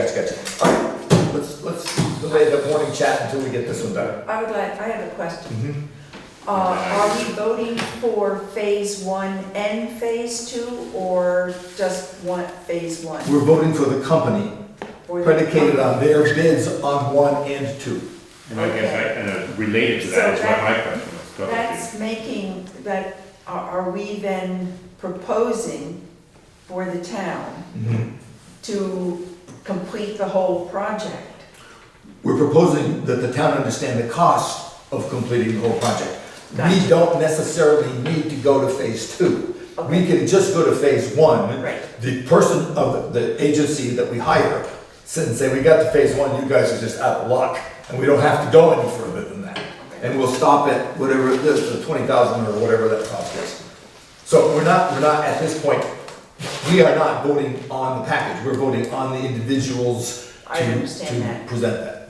And my question was related that too, I somehow picked up, I don't know if it was in the proposal or something, Chrissy said that those two things were separable, that we could. Within each individual contract. We couldn't get phase one from one group and phase two from another, that just wouldn't mesh. No, Phase one is identifying, looking at hydrological Right. charts and such, Right. and doing a bunch of research to come up with a site, and then drilling and correct, am I correct in that? And phase two is then The the construction. whole construction. And some other points, some Of the other. wells, of the wells, they're just doing tests on the first one, and the site wells, am I correct? in saying? Phase one is researching and identifying potential well sites. No drilling, Okay, no so there's, testing, okay, so that's. only identifying potential well sites. And then phase two would be moving forward with drilling up to 3 wells. Okay. And so this is important in phase two, is that you don't necessarily have to drill 3 wells. You can drill one, and if everything looks good, you drill one, you test that first one. You're home free. Do water quality testing, water quantity testing. If everything looks good, you don't have to go any further. That's a well. That's a valid well. If you need to, you can go further. If you want to see what else is out there, you can go further. And 2 of the contractors have built that into their bid. One of the contractors is predicating their bid on hitting water the first time. Question? Well, this just may be more about language, but this is not the whole project. This is only test wells. Absolutely. Yes, This is not plumbing. This is not piping. That is correct. Let me make that, It's not the whole let project. me include this very clear statement. This project is just to find the water. Gotcha. Full stop. Has nothing to do with moving the water from that location to your sink. Right. And we are not talking about who's paying for it. We're not talking about the multiple grants that she and I have been trying to figure out how to put together for loans and things. This is just, do we want to spend $250,000 to go look for water? Tonight, getting back to tonight, we get to pick which of these 3 organizations we will then brief the town on to go forward looking for water. Okay. And then the town will have a vote, which will make a decision if we move forward. That's correct. Okay. That's right. All right. Okay, so, So we're just choosing, Yes. we're choosing someone who that we will propose to the town. these all were sent out electronically, they were available for the last month or so, Yes. roughly. May I have a motion to accept one of the 3, Wright Pierce, VHB, or Otter Creek? I'll make a motion to accept VHB. I have a motion for VHB, do I have a second? Second. I have a second, do I have any further discussion? Yes. Proceed. Why? The decision that I made around that is that I felt that the Wright Pierce, as Chrissy said last time, didn't fully go into everything as they should have in phase 2 in particular, and Otter Creek was a lot more expensive. So I saw sort of apples to apples, and then Wright Pierce was sort of oranges. So that's why My seconding and agreeing to the motion was the same thing. I didn't think that Wright Pierce fully, I mean, it's almost like there's too many unknowns in there. I mean, Yes. they're kind of betting that they're gonna find it on the first one, but if they don't, we're then right up to the point of, well, we're into some unknowns. And so I think that VHB more clearly represented what the full scope might be. And then again, Otter Creek was just was higher than that. Let me off right. I've talked to a couple of people from different agencies here, and the truth of the matter is, as Chrissy will point out, there's a lot of unknowns on all of them. But at least some of the unknowns were touched on by VHB and Otter Creek that were not touched on by Wright Pierce. So there are unknowns. Like she said, you find the first one, you're home free. If you don't, then you keep going. But also, we don't know what it's going to cost to get the land. We don't know what it's going to cost to restore whatever land we do get, if somebody will sell us the land. I mean, there's so many unknowns that we will discuss in more detail when we have the warrant meeting. But understand that, to be fair to everybody, there's a lot of unknowns here. Is that fair to say? Yes. Yeah. Yes, there's a lot a lot of unknowns. There's also these prices that they've provided. So VHB provided a price for site access and restoration. At this point, they don't even know what the site is. So that's the way that the RFP was worded, that's a not to exceed price, time and expense not to exceed. So it's not saying that it's guaranteed to be that much money. If they were to exceed that much money, they would have to come back to the board. So it's a not to exceed price. And who knows, it could be well under that. It all depends on what the site plan would be. And I think that's been part of the confusion for so long, is that we don't know really. In fact, we don't know all the things we don't know. And there's more to come. Yes. I have a question for you, and you may not be able to answer it. Do you have an opinion on these three? I will interrupt that. I appreciate the question. She and I have discussed that question. I have suggested to her, in my exact words, if I were her boss, I would ask her not to answer that question. We have to remember that she works still as of today, still works for a major engineering firm. That in the future she may have to work with these other people in other capacities. And the decision is ours, not hers.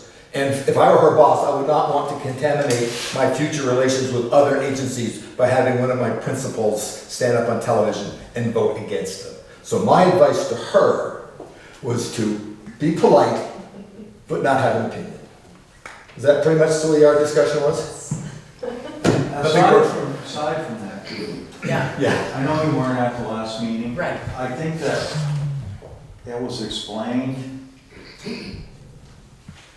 to us in more detail, you know, what these were. You know, Tom summed it up, you know, but she explained why one might be better than the other, I thought. And then, you know, I went out the door with that sounds great. I got home and kind of forgot what she said, but it was explained more than just Okay, yeah, because for me, this is just numbers. Right, it's just a chart, right? Yeah. And it was actually, and we had Brian Zeroff here as well, Uh-huh. that explained some geological. So we had that. Yeah. So okay. We got an So extra that's why I posed my question the way I did, because I didn't want to put you on the spot, but if you had advice for us, it sounds like the advice maybe came in a different way. It was more of an explanation of things. Yeah. That's how we found a lot about some of the things. Yes. Okay. And what I did provide in the last meeting was that all three of them are qualified to do this work. There's no doubt about that. Okay. Good question though, but I'm glad we beat that up before on the phone. So we have a motion and a second to contract with the VHB. And we've had, is there any further discussion that we would like to, have any other questions or any other thoughts? Failing any further discussion, all in favor of giving the contract to the VHB organization? I'm trying to remember where they're from, but it doesn't matter. All in favor say aye. Aye. You have, is that a vote or? That's a vote of an aye. You got two ayes? I have two ayes on, any nays? Anybody against it say nay? I'll say aye. I have now three ayes and one nay. Nay. Nay, I got three ayes and a nay. Well, I got the hand waving thing versus the sound part. That passes, we have three passing. We will, I will contact these agencies tomorrow and explain to VHB they have the contract and explain to them that we are going to have a meeting whereby they would be welcome to come along. No, you'll be here to act as a translator. I think we need to be careful, they don't have the contract until the town approves the financing on that. Correct, but they can We selected them to to present. present to the town We have versus selected we them. selected them. You're exactly There's a right. difference there. Exactly, we have They selected. signed the contract, okay, where's their money? Yeah, no, there will be no contract signed tomorrow. Yes, okay. And tell them there's no money in it any time they come too. That's correct. Okay, so, what we now have Our illustrious town clerk provided 3 copies of the warning, depending on which direction we went. We have one prepared.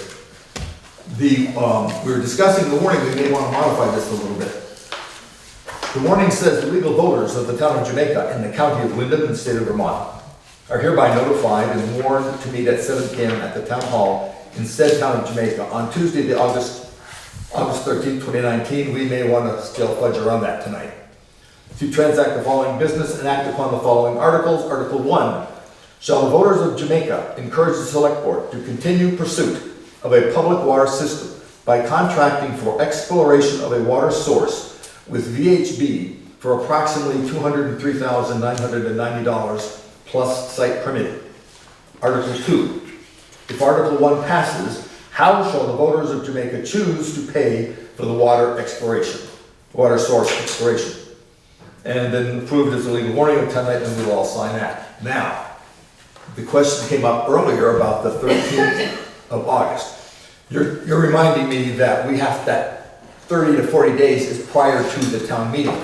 If we were to set the town meeting later in the fall, or later in the summer, early fall, we can then send the warning out 30 days prior to that. So the clock doesn't start ticking until we make a date decision. And then we come back to this, yes? I've got a separate question. Okay. About phase 1 and phase 2. Okay. How is that handled? Let's say, so the town is approving everything. And then we as a select board, we get past phase 1, we say, yeah, there's no water, it's not gonna work out, then it's our decision to say we're not going forward with phase 2? Is that delineated very clearly? Or do we vote and say the town approves phase 1 and then the town approves phase 2? Well, we can't very well approve phase 2 if there's no, Right, nothing on 1. that's the question. So if 1 draws a blank, we're pretty much dead in the water, correct? Yeah, for the RFP, it was written to allow you to choose just phase 1, to move forward with just phase 1. The consultant doesn't really care whether you have a public vote on it or, Of course not.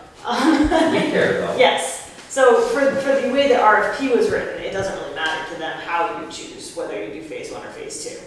So phase 1, if they do phase 1 and they come up with, yeah, you've got no good sites, or the only good site is, 6 miles outside the village. You can then say, you know what, there's just nowhere, there's no good places to drill, we're not gonna move forward. Who's saying that? So the board would, the board would say that, and it's totally up to you as to Well, whether you that's would what I'm want public or asking. not. I understand that, that's what I'm asking. Okay, I Are see. we gonna give the public, are we just gonna approve phase 1 for now? And then have another meeting when phase 1 comes back and we report and say, everything's great, we could move forward, now we wanna look at phase 2? Or do we wanna do them all in one? I think it's a fair question. I think the plan at this point is for the town to approve the full phase 1 and phase 2 with a proviso that we pull the plug if we have nothing in phase 1. Based on the recommendations of the vendor. Exactly. Yeah, we're not gonna continue to go to phase 2 if there's no phase 1 success. But if we wanted to go back to having every decision we do made at a town meeting, we'd then go through the whole warning process and it takes even more months. I think we're asking the town, do you wanna spend $250,000 to go look for water? If the answer is yes, after 20,000 we say, yeah, we're not gonna spend the whole money because we're losing out here. If the answer is, yes, there is water, then we have the town's permission to go forward. Okay, that's clarified, that's fine, thank you. Is there, Right? Yes, she's my translator. is there any way to figure out, because I think this is going to become a question, what is it going to cost us going with phase 1 or phase 2? In other words, what is our tax liability? Well, if we go with 1 and 2. If we pass Article 1, Yes. the next question will address that. Article 2, shall the voters of Jamaica, how shall the voters of Jamaica choose to pay for this? Do they choose to, there's several options, one of which would be a bond theoretically. We can apply for loans, there's options there, we've talked about that. It's $250,000, it's a lot of money for this little town. Right. And so we have to discuss that. If 1 passes, if one doesn't pass, we can go home and have Yeah, cookies and milk at home. But I think that question is going to come up with our first meeting. I'm sure it will. What is it gonna cost us? And what we know right now is searching for the water is $250,000. Once we find the water and all the other questions down, how much is it gonna cost to get to my tap? We don't have any idea because we don't know where the water is, and it's just wild guesses. How much, yes, you want a wild guess? Go ahead. Well, I think, Judy, what you're asking is, how much is it gonna cost me as a resident of Jamaica, a property owner in Jamaica? Right. How Okay. much is this $250,000 going to cost me? What's that? Terry could. Well, she doesn't, she can tell you what the 203. Let her finish. Yeah, oh, I'm sorry, sorry about that. Yeah. You can certainly, I'm sure Terry can come up with some sort of average number, but what it's really going to cost a taxpayer in Jamaica is going to depend on how you fund it. The planning laws, the state, you don't pay them back for 5 years, so there's no cost for 5 years.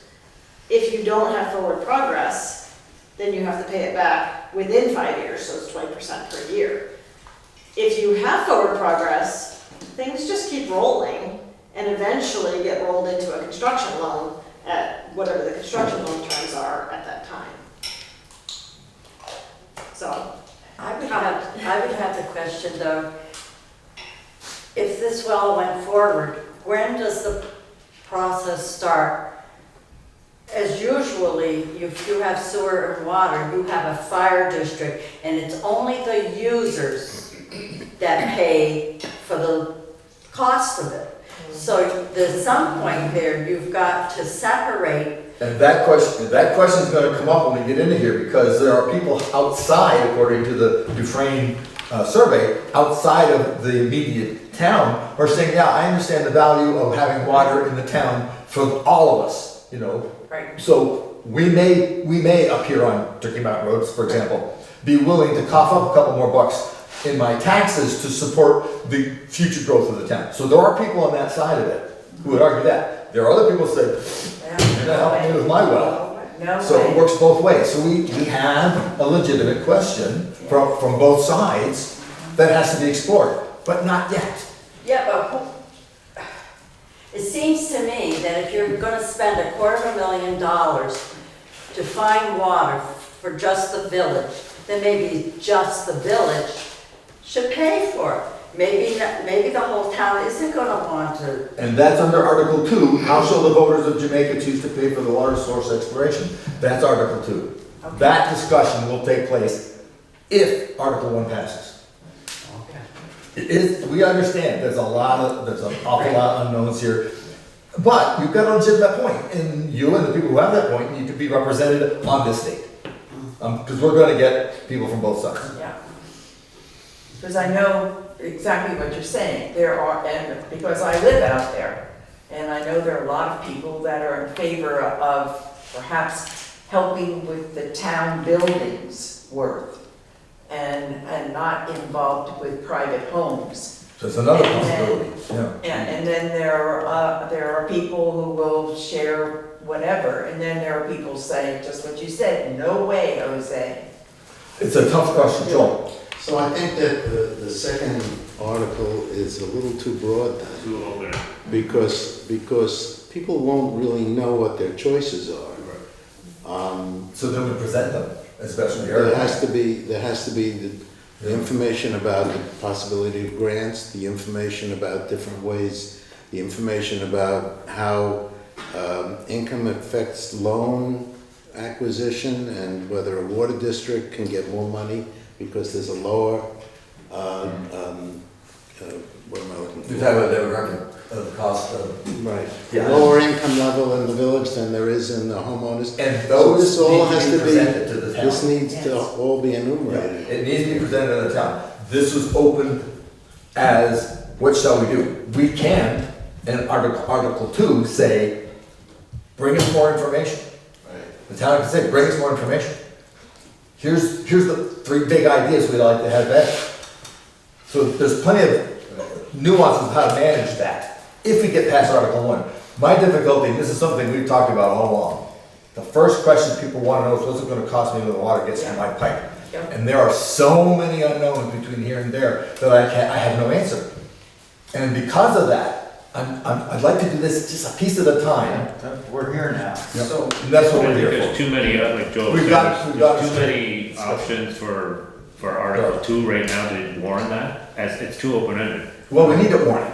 But I don't know if it's, maybe August 13th is too early, that we need to have some concise, what the tax implication study might mean, what the fire district might mean. If you just started presenting this at a town meeting and had all these abstract ideas coming about and forming in that room, it's gonna be extremely confusing. I think there needs to be much more presentation. A key piece of information. So I would say if we're gonna kick this down into September, we don't have to pass that tonight. And we can reflect on it a little more and say, maybe there's an Article 2 that talks about setting up a fire district. And then Article 3 talks about the funding. And how do we get a loan, or do we get, do we get a bond, whatever. And kind of split those things up and kind of think of how granular we can get. So no, we're not gonna set up a fire district, okay, then it's for the whole town, how are we gonna fund it? Or yes, we're gonna set up a fire district, how are we gonna fund it? And I think also that I think the tax questions have to really be, because if you find out that this is going to cost 20 cents a year, nobody's going to object. And if you find out this is going to cost $1,000 a year, probably everybody will object. Yeah. So I think that's a very important figure that you have to incorporate in this before you can actually vote on. It doesn't matter how you're going to pay for it if it only costs you $10 over 20 years. That's precisely why I'm asking this question. How much is it going to cost? Because that's a guarantee. Well, how much it's going to cost also means how much is it going to cost and how much of a consequence it will be.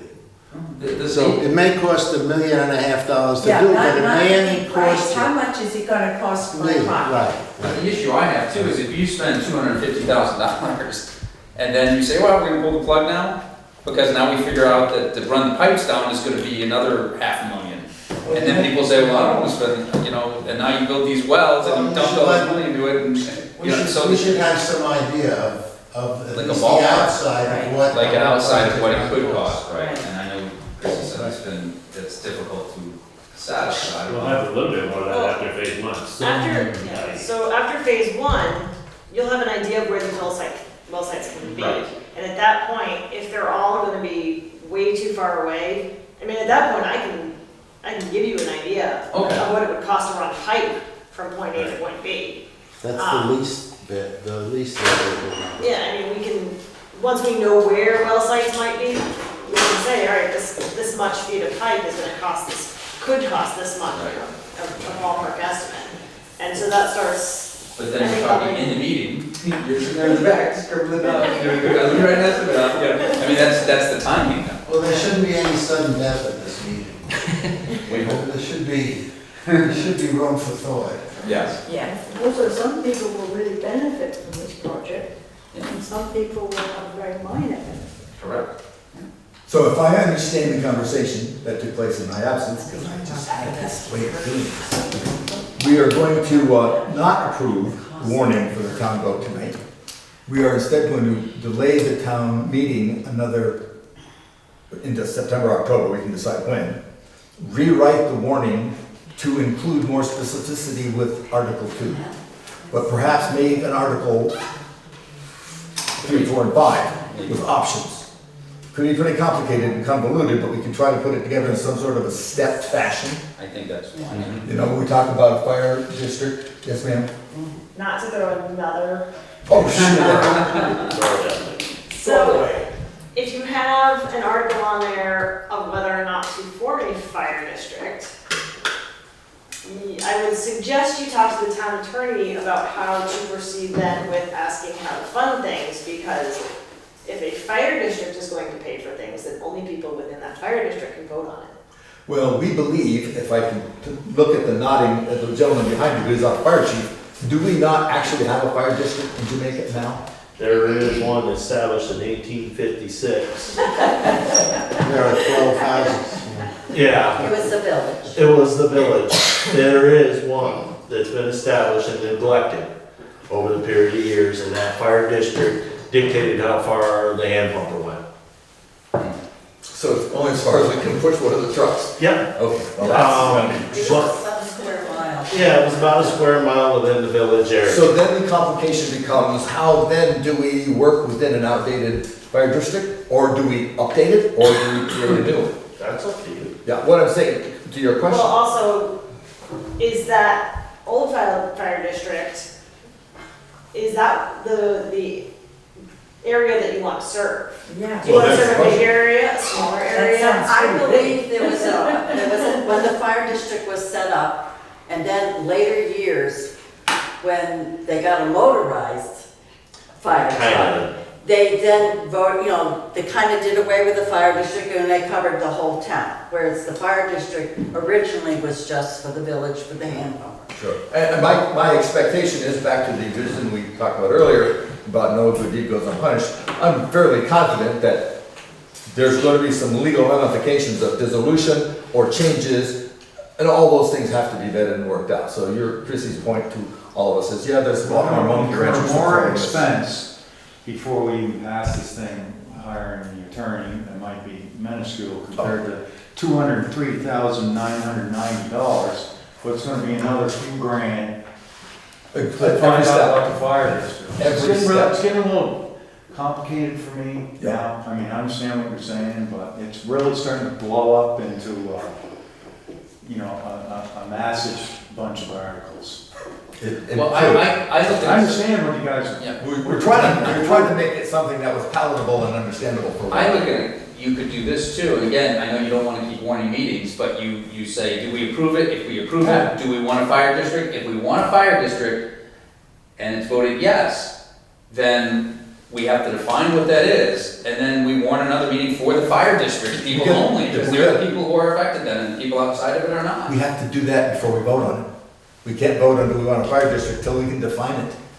And I explain understand what the you're costs saying, of I'm doing just saying it. though that. Doesn't have to be all lumped Then, together. then at the second meeting, then the voters who are within the fire district that we have defined by some Right. method are the people at that second meeting that then decide how to pay for the $250,000, either through tax or bond. If the town says the peripheral is not gonna pay for it, only Correct. that fire district, then there's a fire district meeting separate. Right, and that's what I'm saying, then it ends, we don't have to decide at that meeting, because I live in the village, we would not have to decide at that meeting how we fund it, if it's through grants or if it's through whatever, loans or whatever. So the next meeting. Then at the next meeting with the subset of the town, you would make that, you could. So determine those things. would you entertain a motion then on this night?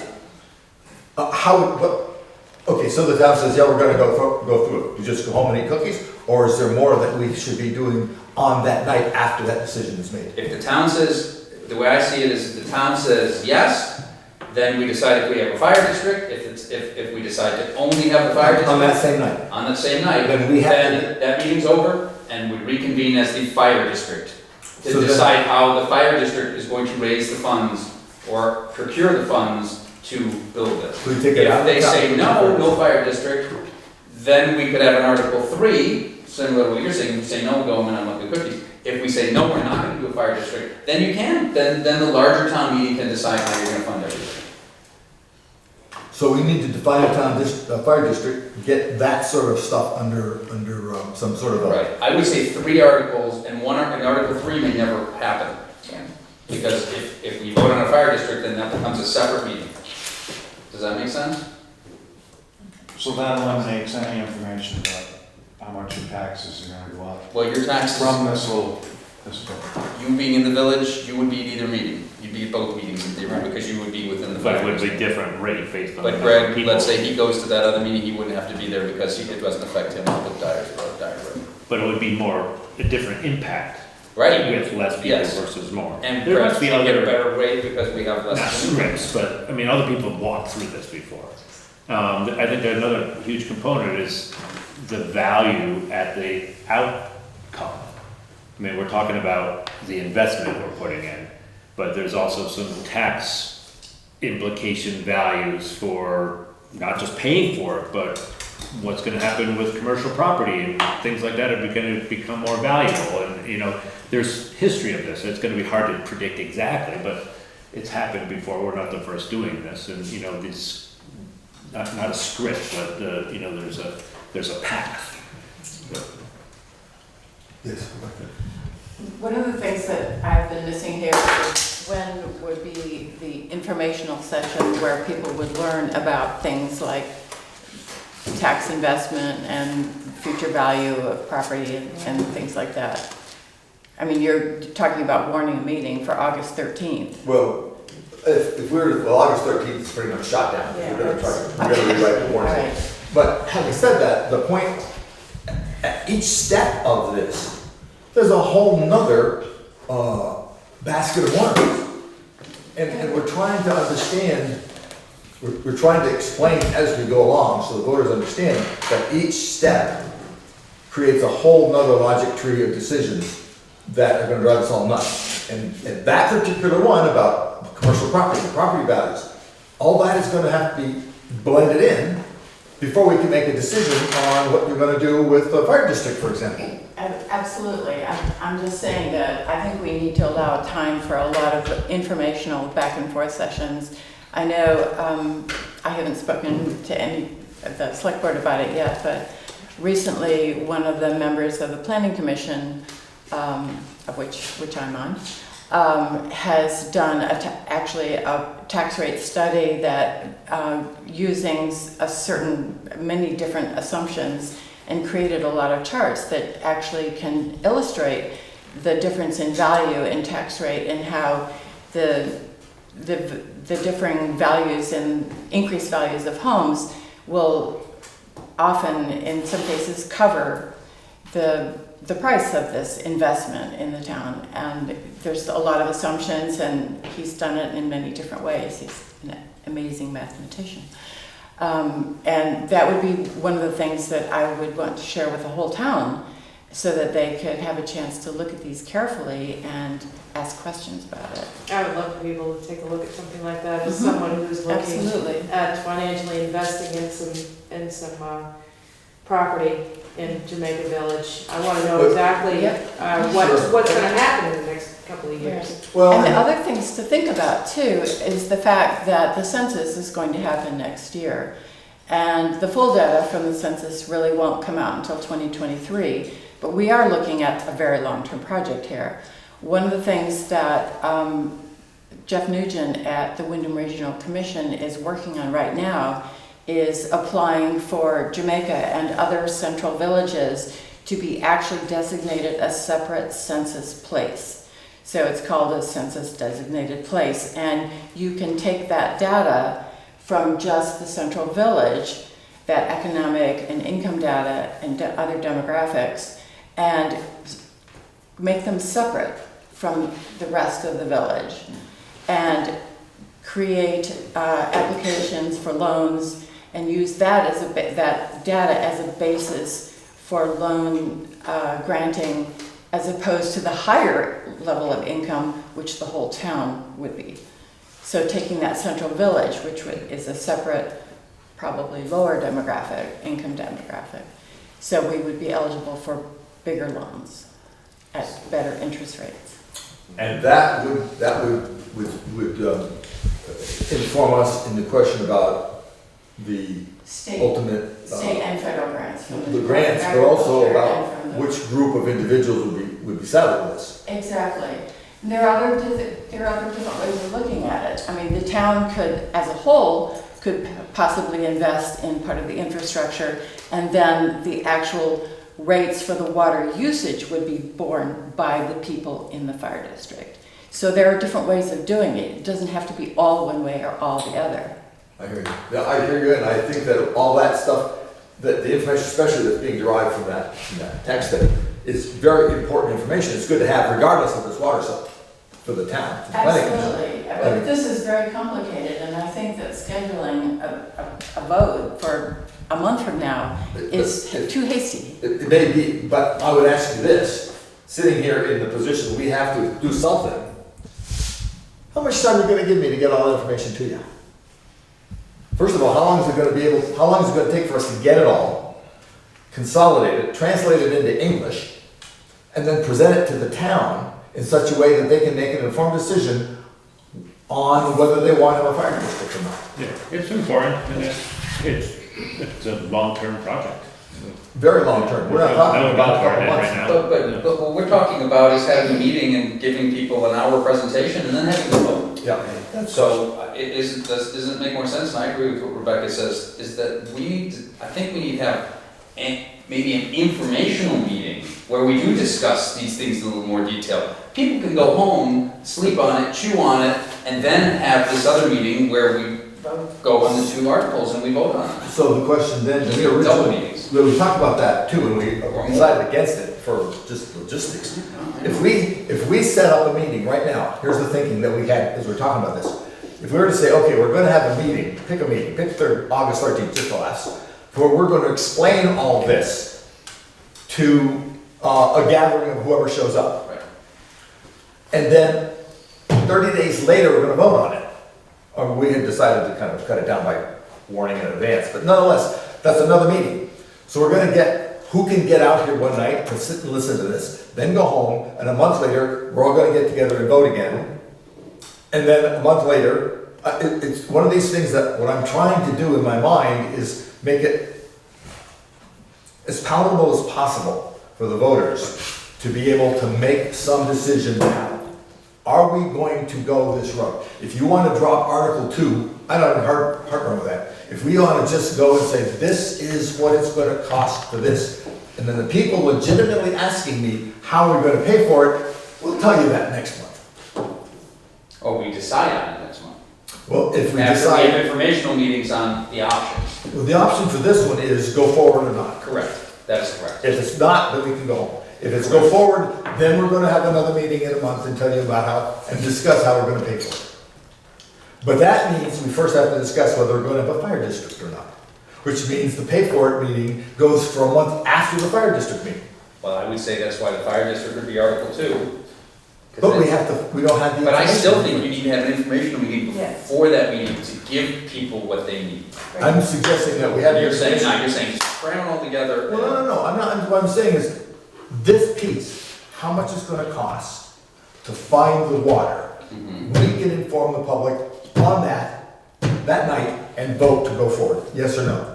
If they decide to go forward, then we start looking at all this other, It is convoluted process. two very different pieces, yes. Yeah, so if we should make I that think in choice. people's heads, though, they're, Say again? I think in people's heads, they're the same, they're linked so closely. They are, but people want to know how much it's gonna cost to put the water in their toilets, and I can't answer that. No, but I think we don't have any, there's no gun to our head right now. We don't need to rush this next month. We've been working on this for a year or two, and it's a long-term thing. I mean, it's a serious part of what this county is gonna be. Well, I'm not saying put it off forever, but I think there's a lot of pieces that we, the planning commission, a bunch of citizens, or whatever, need to come forward with. Maybe there's 6 or 8, I don't know what they are, 3 or 4 different things, and we present a tax study, we present a loan study, and they're all presented. I agree with you on the fact that I don't think we have an info meeting and then a vote, because the info meeting, the meeting is the info meeting. I mean, you be there, you vote, but we should have all of our ducks there at that day, and not vote on this piece, this piece, this piece. I would suggest that getting all your ducks is gonna be a long, expensive proposition. We're gonna get all that stuff Well, done. not on where the pump is or when that kind of. But just the idea about where we could go financially. If Article 1 fails, the rest of it's off the table.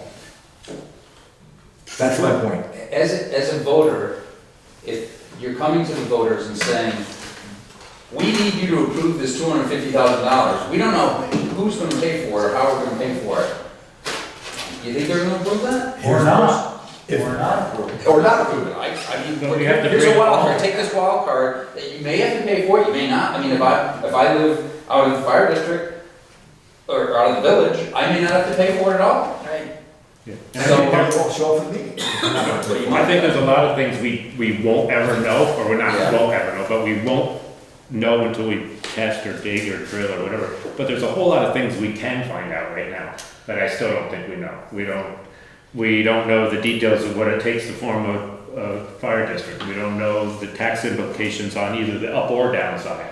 I think I feel, I mean, that we need to present this as what we want to do. And I know there's some differing agreements, but we need to present, what does this look like? Whether somebody says yes or no, but we need to say, this is what it looks like.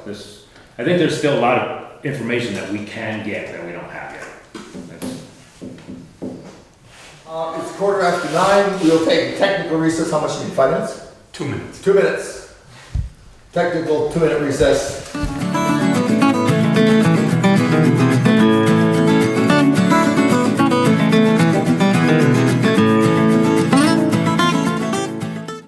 Here we go. Here we go.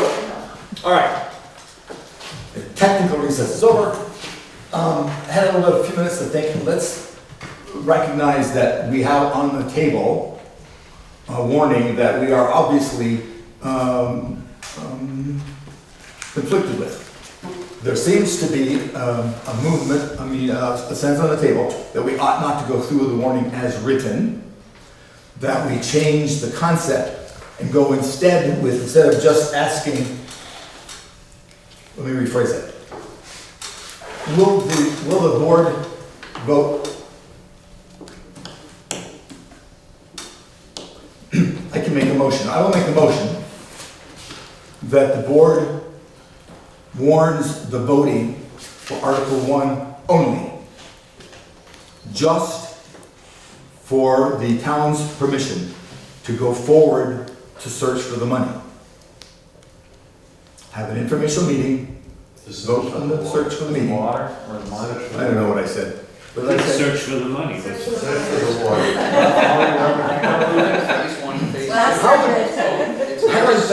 How would any of you like to be in her position, and have to translate half of what I say into English tomorrow morning? The motion would be to warn the Article 1, which is permission from the town to go forward with the search. Information meeting specifically on the VHB contract, which we decided to go with. That's it. Any discussion, if that passes, will then launch us into all the other things that need to be dealt with. At a separate meeting. At a separate meeting. Are we providing the VHP proposal on our website so people can go look at it? No. We are not. I don't think that's a good idea, but I don't know. What's the town think? What does the board think? I think people need to have information. I do too. We're going to provide them with the information, but and get translated at the same time, rather than just sending this out to everybody. I think We're not sending you, I'm sorry, Judy, go ahead. I think that we need an informational meeting first before we do any kind of voting. I agree with you around having just the one vote of whether we go with it or not. But I think people need to know numbers. I think people need to know that there's some idea of whether it would be just the community around the village. Okay, well, let's go back. Or whether it would be everybody, all right. those things. So there's a motion on the table. I'm making a motion that we go through warn for Article 1 and we'll pick the date. If that's going to fail, then we move on. Is there a second for that motion? Second. Further discussion? Hearing none? We were charged to see this part, to see this through. That's what we talked about the last meeting. I understand all this other stuff we're gonna try to cram into one informational meeting or 10 of them or whatever. My feeling is that there's gonna be a lot of people there who are for the water, which is fine, but getting into fire districts and all that, we were just talking about moving this money forward, or voting on this, not about how much the whole thing is gonna cost.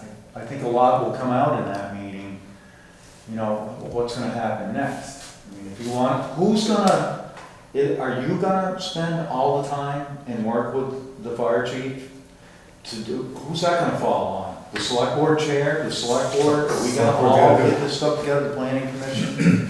Wait a minute, we've heard a lot from the gallery, which I appreciate, but we're not getting anywhere. Right. So that's what I have to say, is like, it seemed so simple before to just see, I'm not looking for, you know, an up or down vote, you know. People say, no, we don't want to spend money. I don't think that's gonna happen, honestly, but who knows? But I think that we should vote on this, or also, Greg has a point where we got years to do this.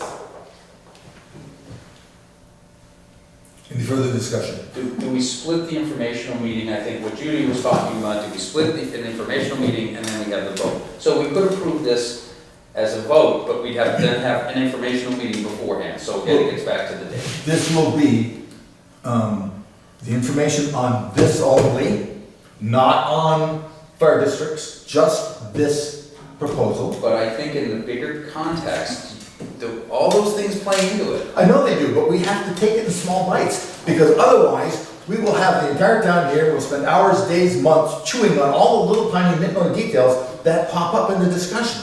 I just would like to take one step at a time. If that step goes forward, then we take the next step. If it doesn't, then we're done with it. But we need to take the step, rather than what we're doing here tonight, which is very valuable information, extremely valuable discussion, but it's not moving tonight's agenda. I think there still is a little bit more that we need to allow the town to make an educated decision on whether to move forward with this number. We don't know, we need to know the final number, but there's a little bit more. We don't need to know the fire district, but there's still a little bit more that I think we can present and not. So you're saying in a separate meeting? I don't necessarily think it has to be a separate meeting, because I think that just like somebody said it here, like half the people can go one meeting, not to the next meeting. It's like the information meeting is here, we present it. I think, my opinions on this, I think August 13th is a little too early. We're not holding a gun to our head. There's a lot of people out of town. Tom and I are both out of town that particular day, but we're never gonna make every meeting, but I just don't think we need to have it in August. I think we could gather a lot more information and we're not gonna have the final information, but a little bit more to make a more educated decision, or allow the town to, make a more educated decision. Any further discussion? All in That favor? vote will open up a discussion. Huh? The vote on the money will open up a discussion. Will we be able to answer any questions? The ones we're able to, but we're not gonna be able to tell them what it's gonna cost to be a fire district, because we don't have that information. No, I understand that. All I'm doing right now is I would like to move the warning for Article 1 about whether the town wishes us to go through $203,900 to continue the search. Do we need a date before we approve that? On the warning? Yeah, we have to change the date. We don't have to, we do the 13th. So you read the warning though with the date. I read it with the date. I would stick with the 13th, understanding that we don't have enough information, and get the information later if Article 1 passes. If Article 1 doesn't pass, we can go home. But if it passes, that launches in a logic tree of tentacles of stuff that need to be done, ranging from fire districts to land acquisition, to finances, to tax rate differences as they've been able to produce. There's a lot of stuff that has to be done if 1 passes. That will not have to be done if it fails. But did we change the date? Yeah, but that date, the 2 of your select board aren't there at 5. Okay, I hear that I part. think that's a good date. No, I hear that part. I apologize, we should change the date. Do you want to make it a month later? Give you guys time to find out some more information? August, September, or what? Hang on a second. We need to vote Time out. that We down gotta- though, and then. We have a motion on the table. It was the 13th date, everything I said, all in favor say aye. All opposed say nay. Nay. Will not pass, that does not pass. Okay, so now, the next question is, do we want to change the date and still do that motion? You want to give it another month? Will that give you, what we're going to do is we're going to ask these people to show up, and we're going to ask Chrissy to show up, and we're going to do the best we can to explain what is in this for $200,000. Now, everybody's going to say, what's it going to cost to get the water to my sink? I don't know. No. I'll never know until we make step 2, 3, 4, and 5, and they're way down the road. But I can't see putting off step 1 until, I mean, back to the old thing, I don't want perfect to be the enemy of good. Let's get something done. Up or down vote. If it's gonna go, then we go chase on the other stuff. It's gonna be a long time, a lot of energy, a lot of money's gonna be spent, but let's at least find the culprit will and the people who are paying for it to go that way. So, let's pick a date. Give me the next date in October. What do we say, August? Want to go for September? And we're going for Tuesdays? Tuesdays are good. 10, 3rd, 10, 17th. 17th. Want to do the 17th? That means we don't have to change nearly as much ink. Have we made a decision of what is going to happen on, Article 1. So have voters, we made that decision? No, we're just Well, no, changing the date. we're trying to make this. Well, we're looking for a date, but have we No. made the decision to do something? He's Like- gonna- We are trying to get to that There's point, nothing on the taking table one right step now. at a time. There's Step nothing on number the 2. table right now. Step 1 was fail the first one. Step number 2 is to change the date to Tuesday. You guys like September the 17th? Yes. September the 17th? Tuesday, everybody? Yes. To Tuesday, September the 17th, 2019. So, now we can get into the weeds of this other one. Having said that, to move this forward, I would make a motion that the legal, that we use the same warning that we've read a dozen times. Only Article 1 shall the voters of Jamaica encourage us to continue pursuing. Just that one, we will not have Article 2. If Article 1 passes, then we'll move on. For the motion, I'm asking, does the select board wish to warn the legal voters of the town of Jamaica to meet 7 p.m. at Town Hall in the town of Jamaica on Tuesday, September the 17th,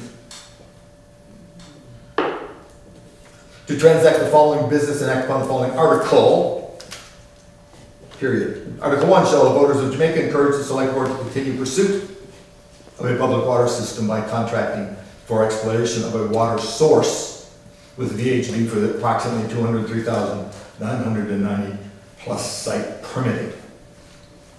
That's the motion. Do I have a second? Does the clerk have the motion? I'm going to give you this whole thing. I just wrote the It's the same same as as the before. other, Okay. a different A date. different date? Just the date change. Second. I have a second. Do you have any further discussion? Yes. Good. I would like the actual proposal put on the website so that people can go and get the information before the meeting. I'm just putting that out there. I think the more information people have, they can read the report and make their own decision and come to the meeting. We don't need to shape that dissemination of information. That's my opinion. My question would be, what is the agenda? Just that? The briefing, the agenda will be to brief on VHB. I have no problem with not adding it to the motion, but No, not into the motion, I'm just making as, I think that's something we should do we could, as a board, is put it out there. We all have a digital copy, we can get it out there tomorrow. we can send it, I would recommend, we don't need to send out all the resumes and stuff, but this piece of. No, I can, okay. Yeah. You don't have a Yeah, problem. we can. I have no problem with that at all. Okay, but the motion now is whether or not, including his comment, to move forward with just Article 1, not Article 2. And we have a motion, we have a second. Any further discussion? I still want to know what else is on the agenda. We are going to brief the voters on this That proposal cost, those costs. that we purchasing, do we wish to purchase the VHB contract? But when that happens, that vote, Yeah. there's gonna be, it'll be open for discussion. Oh, for sure, just Yeah, like this. Okay, that's That's it, but we won't have the That's answers. what Judy might be, I don't know if that's what you were that's asking. exactly what I'm asking. We don't Is have there answers. going to be, or is there going to be a discussion? I'm An sure. open period of discussion, and perhaps we won't even get to voting. When we get to the way this operates, we will open the meeting, progress the way no one does. We'll ask to vote on Article 1. Do we have a second? Any further discussion? And then the discussion opens up.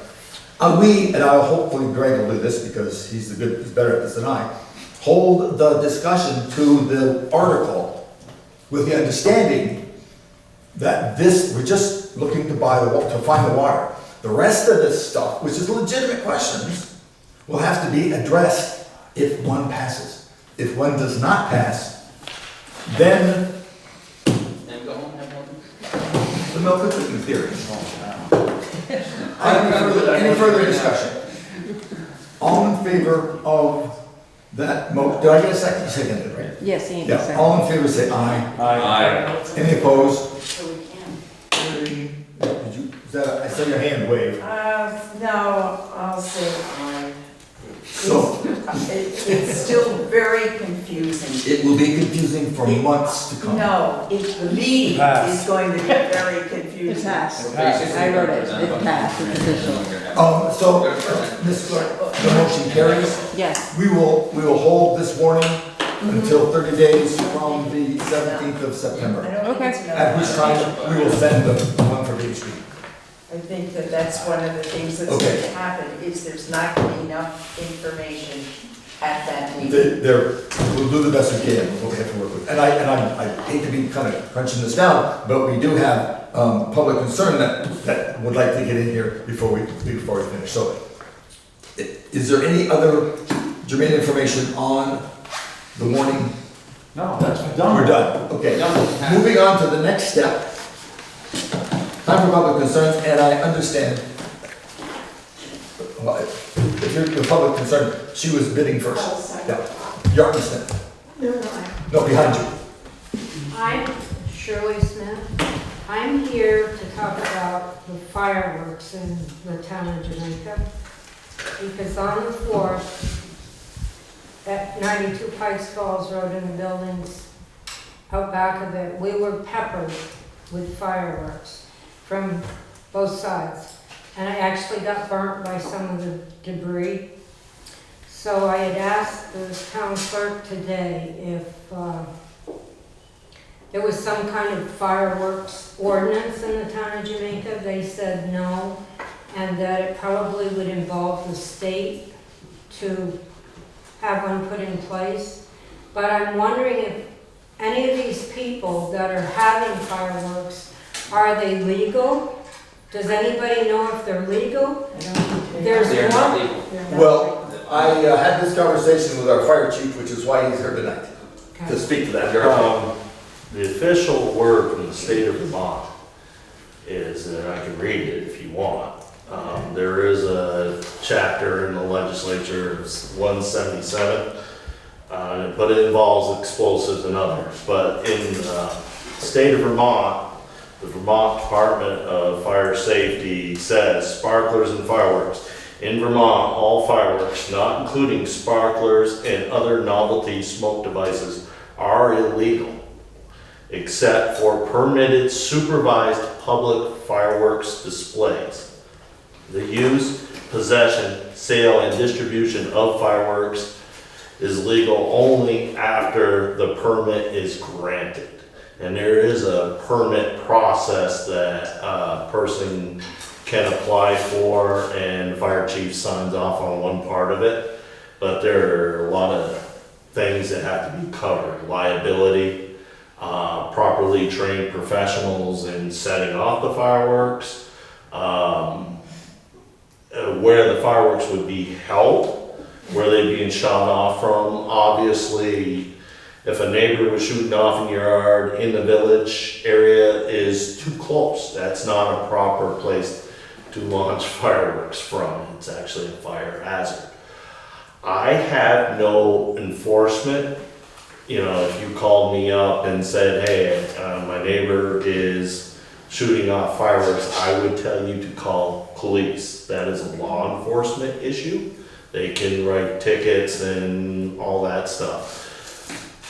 Where I come into is if they launch fireworks and it sets your house on fire, it's possibly a form of arson. I would get involved with Vermont State Fire Marshal, who's part of the Vermont State Police, and we would persecute at that level. Prosecute, yeah, prosecute, sorry. Long night, long day.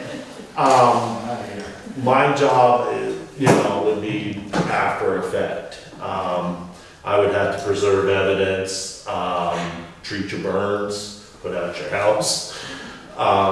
stuff to that level. I have no enforcement, that you would have to refer those complaints on to the sheriff or state police. And they would take the matters into it.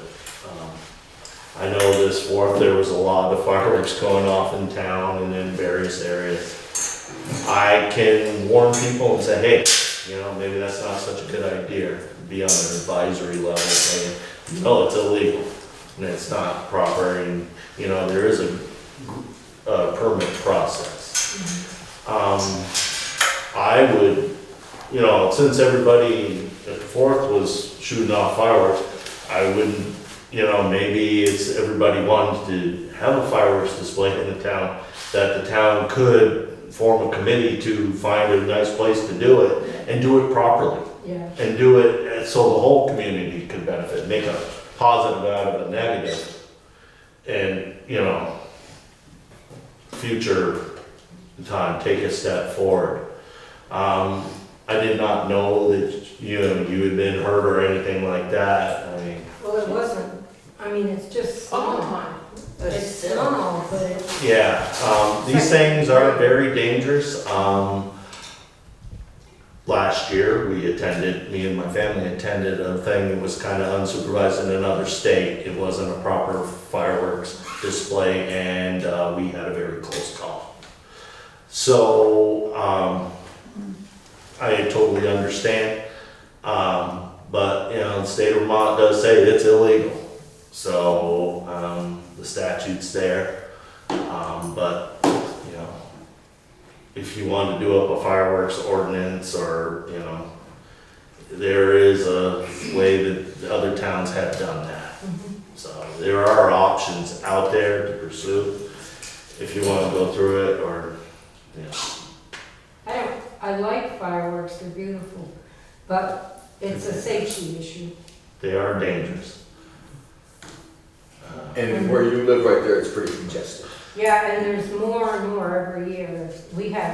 There was 3 people that we could see them aerial, and I went out to yell at the neighbor, because, well, I was talking with my son, and the fire, you could hear the debris hitting his car. And I said, I'm gonna put a stop to this, so I exploded, then my fireworks.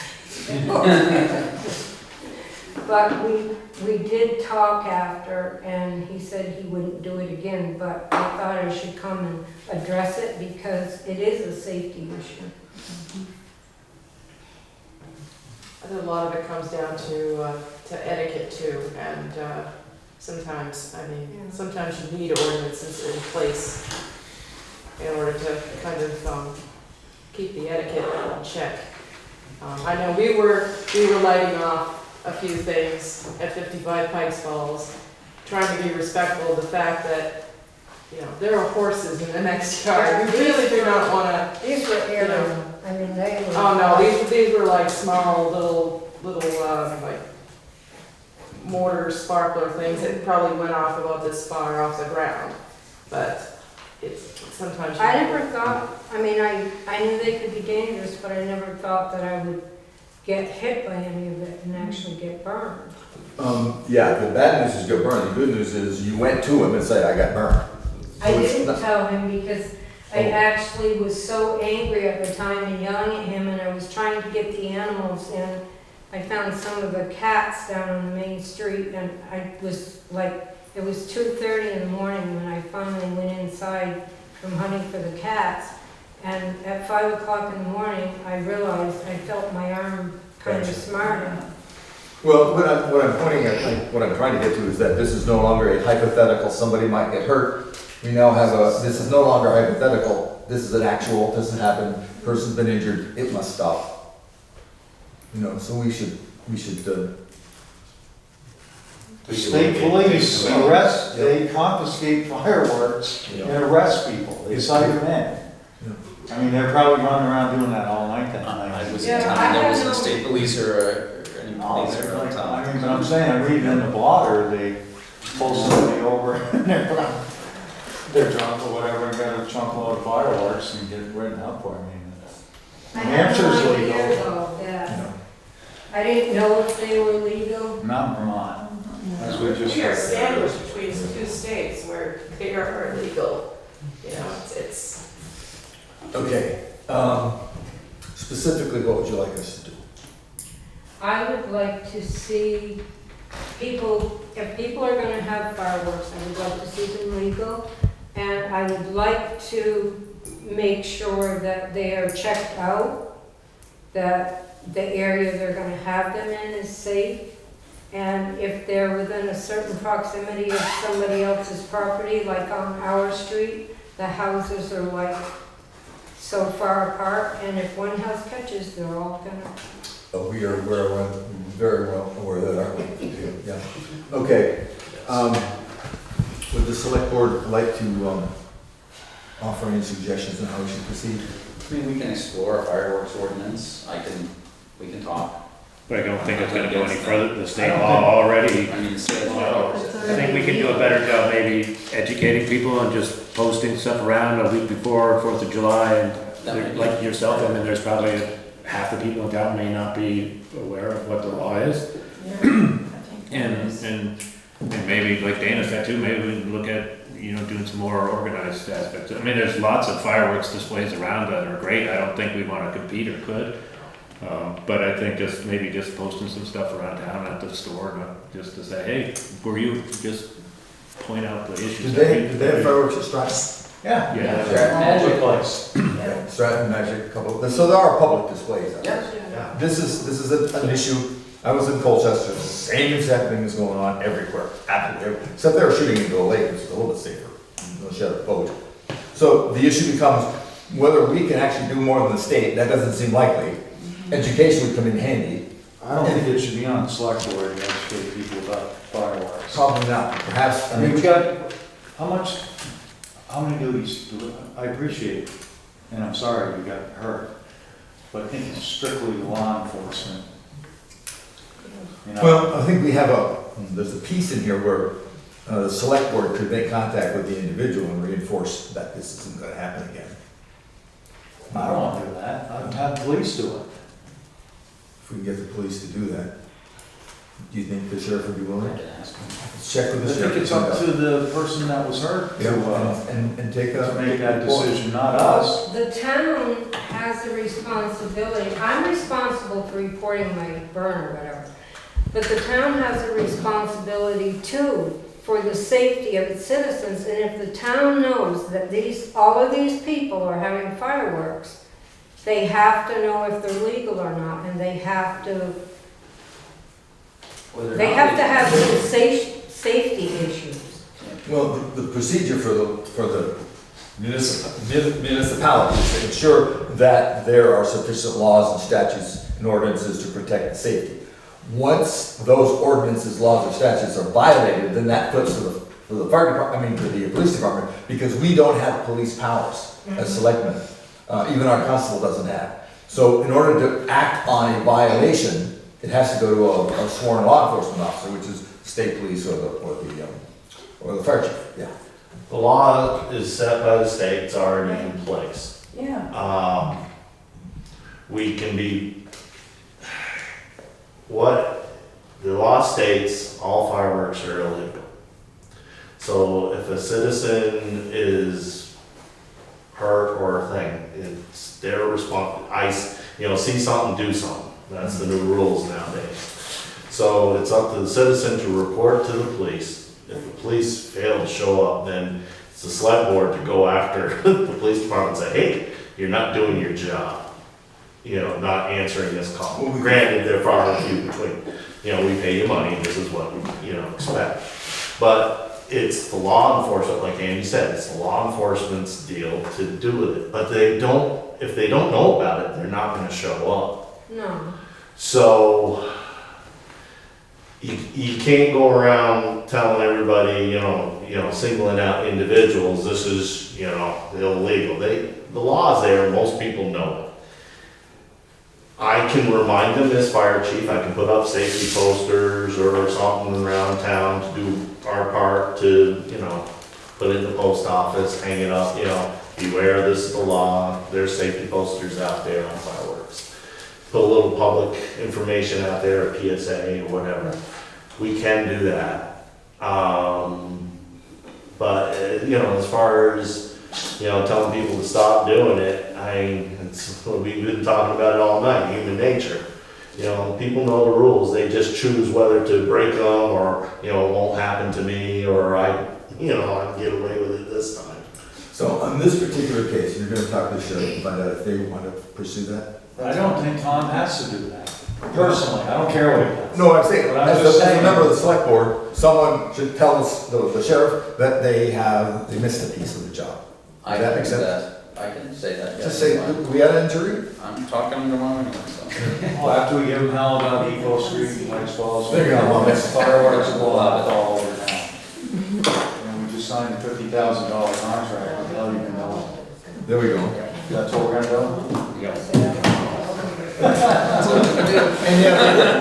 Rebecca. I'll make this really brief. I just wanted to echo the sentiments. I think Bonnie stated it first, Greg picked up on it, Tom, Judy, all, that dissemination of information about all of the issues that you're talking about, whether it's direct mailing, which Bonnie mentioned, putting it on the website, which Tom mentioned, having informational sessions. There are a lot of different ways to disseminate information.